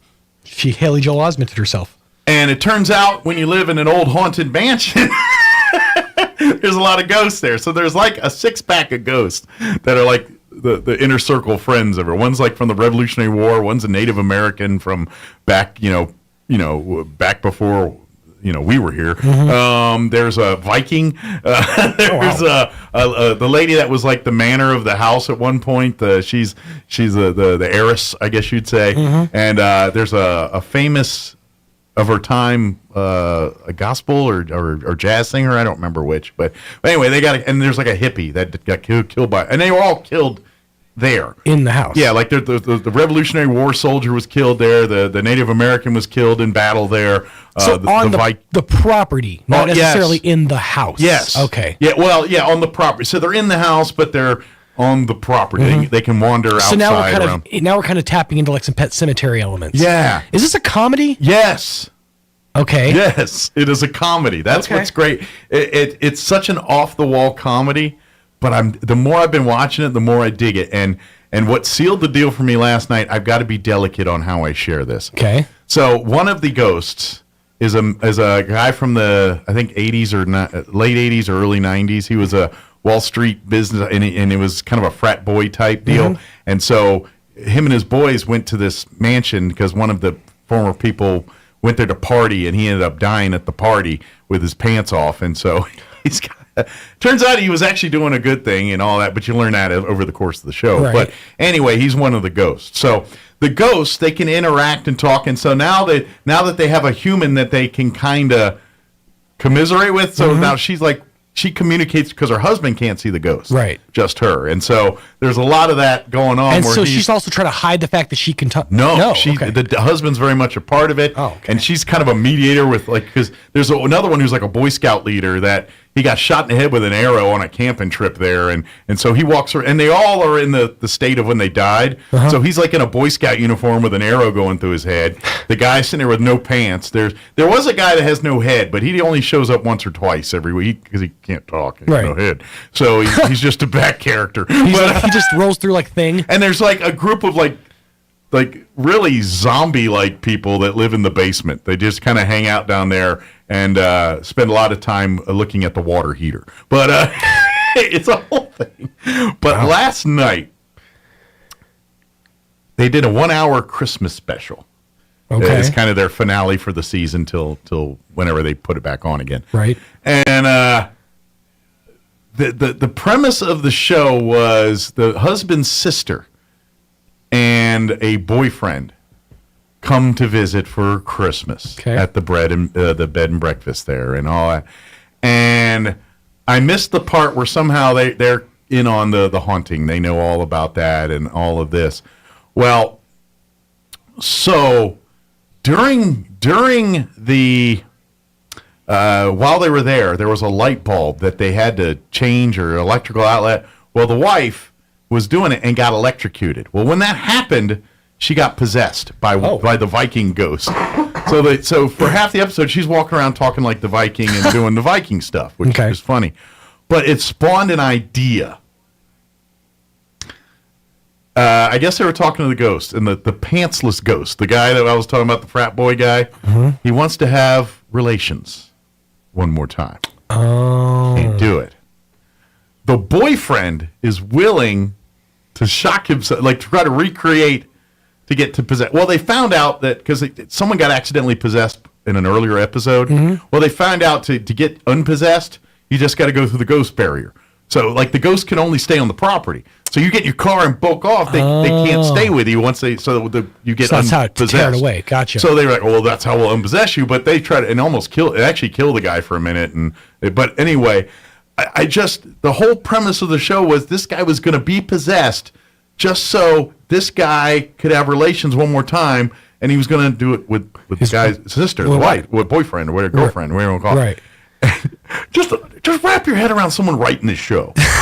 I mean, to me, I'm just like, that is so out there. That is a lot. Yeah, that is. It's so out there, but I got to admit, it's done in this funny way on a mainstream level because it's on Thursday night on CBS. Right. It's not like it's on AMC at 10 o'clock at night. This is a network show. And I got to admit, I thought this was going to be a dumb show, but the more I watch it, the more I love the show. I mean, you got me intrigued. Because you get a nuance into the characters and their backstory. So it's a lot of flashbacking sometimes to when they were alive and how they died, and when I kind of dug the show. But after watching the Christmas one last night, I was like, man, this is such a well done show. It's like the more I watch it, the more stupid I thought it was going to be, the more how wrong I realize I am, and to me, I guess maybe that's why I'm digging it more because I expected so little and I'm getting so much from it. This feels like, wasn't there a show like, I think it was called Dead Like Me or something like that? Yeah. This feels very much in that vein. This is a better done version of it. It's a sitcom, which is it's a 30-minute sitcom. This was an hour special because of Christmas, but now it's not like laugh track sitcom, is it? It's done single camera style like Scrubs would be. Yeah. It's I don't remember laugh tracks or none of that. Yeah, it's not done like that. It's done like a drama show. Filmed that way, that style. It's worth a check out. It's I guess if you got Paramount Plus, it's all over that because it's a CBS product. So you can watch the whole season. I think there's 2 seasons or season and a half or whatever they're up to now. But dude, my mom is mad at me. Your mom? Yeah, I missed the whole season of Survivor. Oh, yeah. She's like, and this was like a big one, wasn't it? Apparently, did they bring back people or something? I don't know, but I haven't watched Survivor. She's like, tell me you watched. I'm like, I didn't watch. She's like, I'm ashamed of you because I guess this was like the season that like brought her back to loving it again. Oh, really? See, I haven't watched in like 10 years. It's been a good solid 2 or 3 for me, but it was this was like a big deal in my family. When Rupert was a big deal. Okay, that's the last time I watched. So yeah, that's been like a good solid probably decade. Yeah.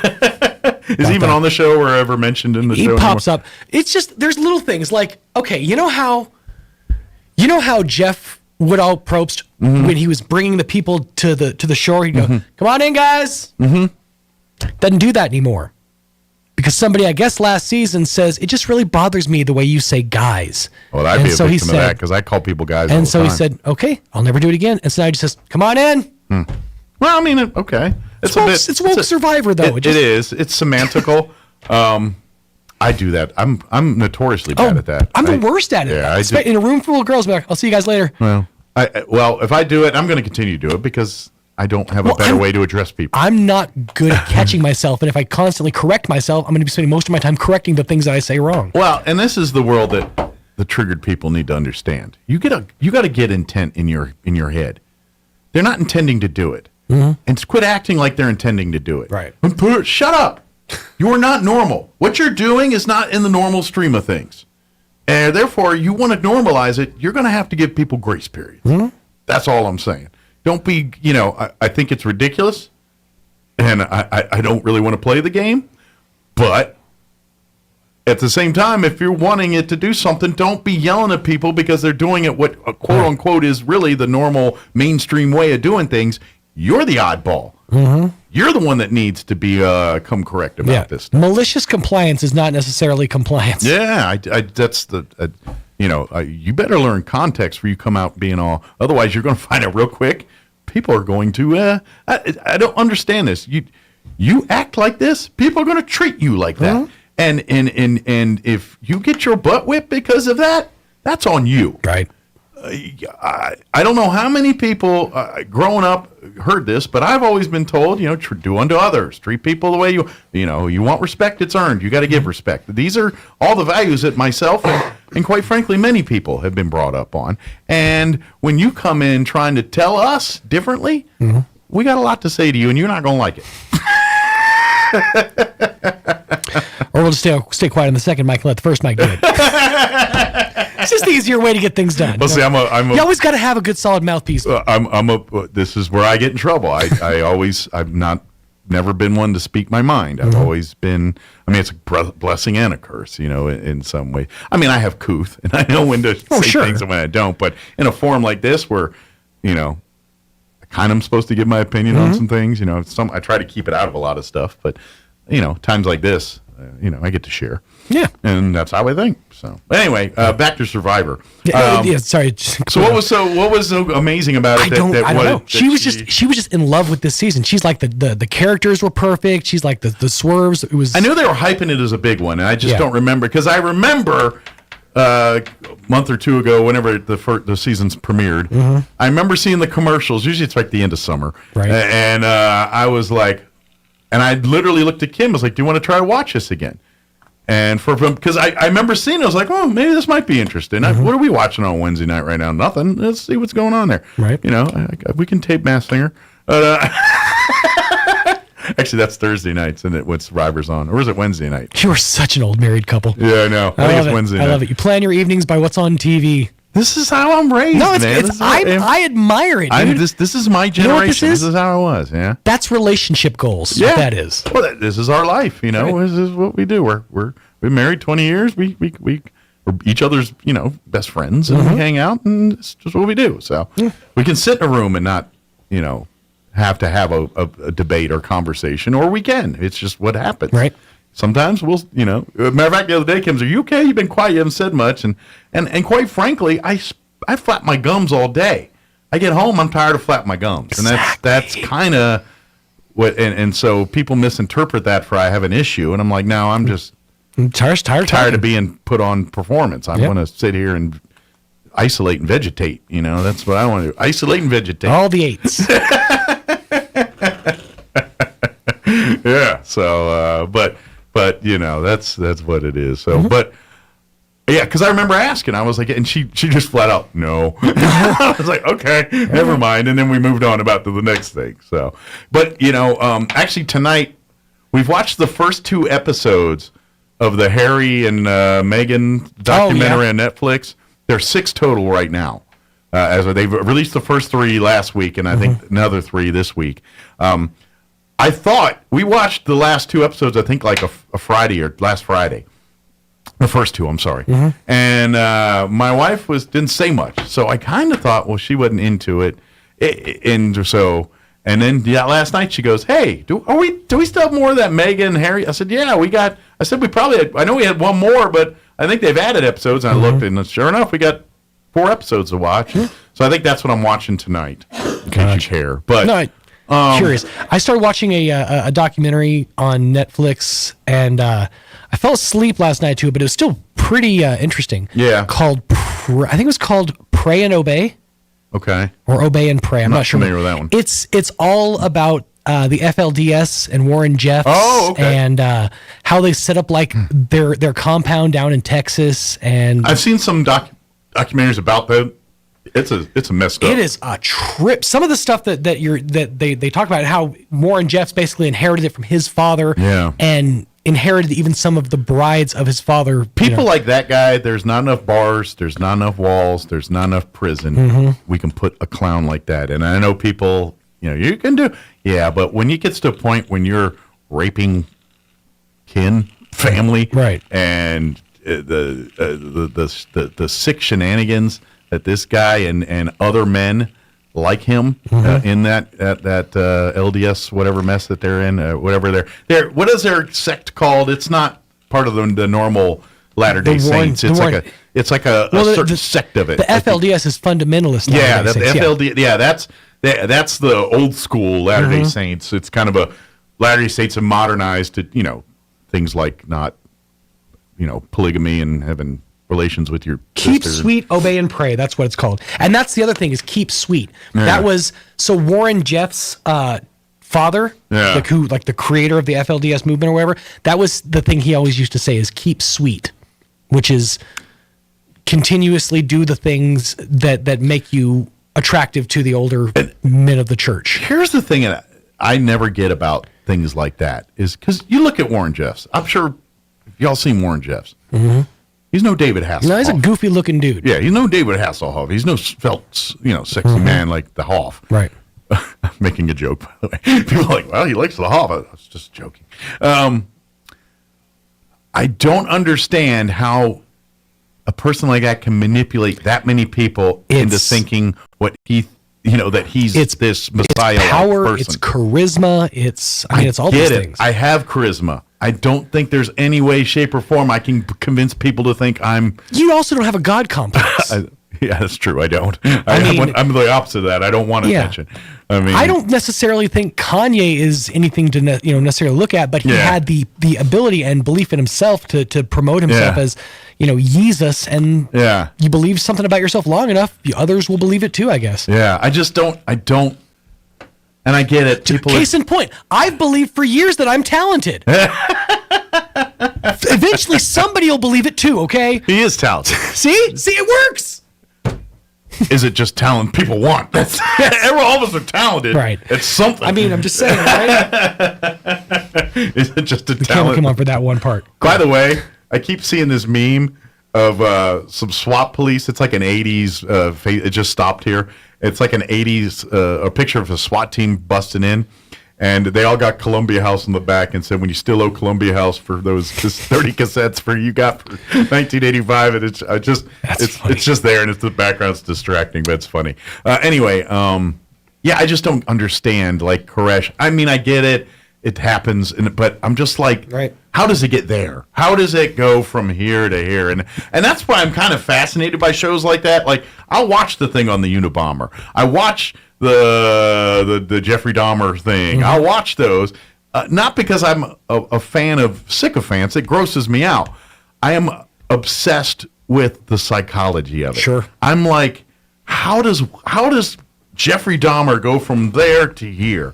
What in his head flipped around? And to me, that's kind of fascinating to understand that. Maybe if I wasn't a goofball, I probably would have been a psychologist or something. But you know what I mean? That fascinates me. It's like, how does one rationalize this? And how does it's just a gee whiz curiosity I have, Yeah, and I'd agree with you on that too. Yeah. For the most part.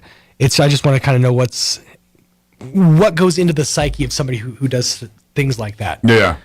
Because I mean, I get it. You watch these things like, how can you watch this? I get it. It's kind of, but at the same time, it's the train wreck. Well, if you want to see what happens next. If you've been told, be it through like upbringing or belief, belief that this person is the living embodiment of God. Sure. And the words that they say are law essentially. Yeah. You're going to have that power of persuasion. And I think another part for me, again, is why I'm into it is because of the age I am. I kind of lived through some of this stuff. Obviously, I was on the earth when the Dahmer thing went down, and as many of you were when David Koresh and Waco and all that. And so I lived it in the headlines, and now it's partly interesting to me to hear beyond the headlines. Like I knew all of Jeffrey Dahmer because it was national media when it happened, and when this guy and everyone couldn't believe that this guy was a cannibal and blah blah blah blah blah. Right. And of course the jokes and this is before Twitter. Think if this happened during Twitter and social media, how it would have gone. And so TV and that was our social media. That was our connection points and things like that. So you get on the Tonight Show and it's 27 Jeffrey Dahmer jokes and everyone makes, that's how we knew. You're not wrong, actually, because Leno was basically like how I knew what was going on in the world. Yeah.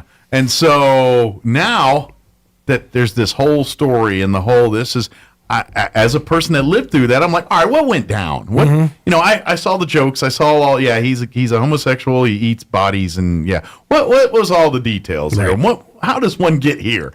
And you may ask yourself, how do I get here? Yeah. And so for me, that's a reason why I'm into that. It's the same reason I'm like watching those stupid FX/Hulu.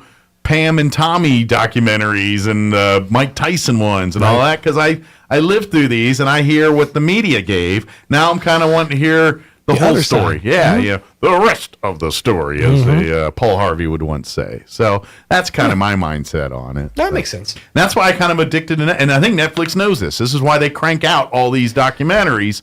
Other than they're screaming for content because now they're competing with everybody. So their niche is, hey, let's show you the more obscure European crazy murder case or this guy that kills cats or whatever it is. Speaking of, there is, this was on my show prep either earlier this week or last week.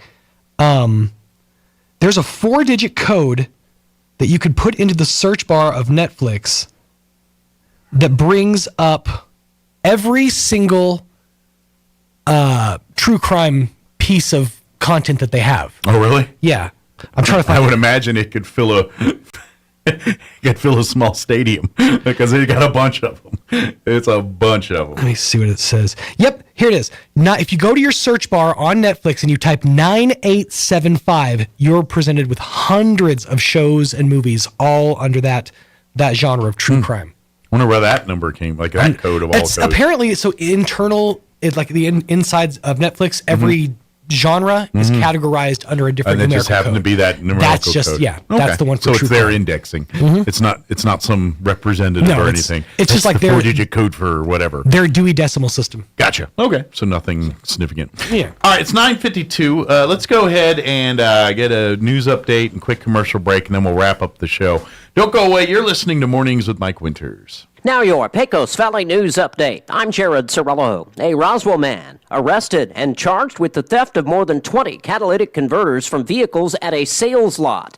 Police said the man made multiple attempts over 5 months. 29-year-old Cody Brown was jailed for larceny, receiving stolen property and other charges after his arrest last month at his home in the 2700 block of West 8th Street. The thefts occurred at a lot in the 1500 block of West 2nd Street in Roswell from May to late October. Civil rights advocates are filing a lawsuit against New Mexico Corrections Department. They are seeking to ensure access for prison inmates to medication that reduces opioid withdrawal symptoms and cravings. The lawsuit filed Thursday in U.S. District Court in Albuquerque by the ACLU and Disability Rights New Mexico on behalf of a 28-year-old woman who was incarcerated at a state prison in Grants. The woman began using heroin as a teenager and more recently was diagnosed with opioid use disorder. She had been prescribed methadone that reduces opioid cravings and withdrawal, but she lost access to the medication while incarcerated. You're up to date. I'm Jared Cirillo reporting. Your morning espresso starts right here. It's the Sean Hannity Morning Minute. Biden wants to regulate now how fast boaters can go because apparently this is to save the whales. This is probably the greatest regulatory overreach in American maritime law. So it is beyond stupid, and the regulation would restrict the speed to 10 knots or 11.5 miles an hour for boats over 35 feet for 7 months out of the year and up to 100 miles an hour out at sea. If you're out there, deep sea fishing, for crying out loud. Now, the purpose is to prevent the boats from hitting an endangered right whale. The Sean Hannity Show from coast to coast later today. Hey, you can make your home that much merrier with brand new custom window coverings from our friends at Blinds.com. You can save up to 40% off site-wide right now. And shopping online at Blinds.com for custom window treatments, it doesn't mean you sacrifice style or service. Blinds.com, they make upgrading your entire home safe, easy, and affordable. Shop Blinds.com right now and save up to 40% off site-wide, including 40% off all cellular shades. That's up to 40% off at Blinds.com. Rules and restrictions may apply. You know, tragically, last year had a record number of school shooting victims. Now, in active shooter incidents, schools go on lockdown, and locked doors impede law enforcement's access. Now, with Knox, both school officials and law enforcement have access to key cards, keys, floor plans, and getting them into those locked doors. Get Knox. Just go to schoolentry.com. That's their website, schoolentry.com. Schoolentry.com. I'm meteorologist Steve Hamilton with your Pecos Valley weather. We have high pressure in the Four Corners and moving in from the Intermountain States, so we've got a couple of rounds of cool air headed our way. Looks like mid to upper 40s and a little bit breezy today, but we'll be getting plenty of sunshine across eastern New Mexico. Overnight will be clear, our low in the upper teens, and then we're expecting upper 40s for the high on Saturday with sunshine, up to 50 and fair Sunday. That's your latest forecast. I'm meteorologist Steve Hamilton. With the Wall Street Business Report, I'm Rich Thomason. On the heels of yesterday's big sell-off that saw the Nasdaq tumble more than 3%, Wall Street opened lower this morning. Investors on edge about the possibility of more aggressive action by the Federal Reserve to fight inflation, and specifically the potential of more significant interest rate hikes in the new year. Starbucks workers around the country launching a 3-day strike starting today, part of their effort to unionize the coffee chain stores. More than 264 of Starbucks' 9,000 company-run U.S. stores have voted to unionize since late last year. The Fed's investigating reports that autonomous robo-taxis run by General Motors' Cruise division can stop too quickly or unexpectedly come to a halt, potentially stranding and possibly injuring passengers. For the Wall Street Business Report, I'm Rich Thomason. Have you noticed the days are getting shorter? This is Jim Gill from Roswell Seed Company. I know it's kind of hard to tell, but we're on the downhill side of the year, so every day is a couple of minutes shorter than the one before, even though your plants need plenty of food and water to keep them healthy. Like those globe willows that are turning yellow. A good dose of the right fertilizer will make them bright green again. No matter what the problems you're having, we probably have a cure at Roswell Seed Company. But come see us soon, because winter's coming, you know.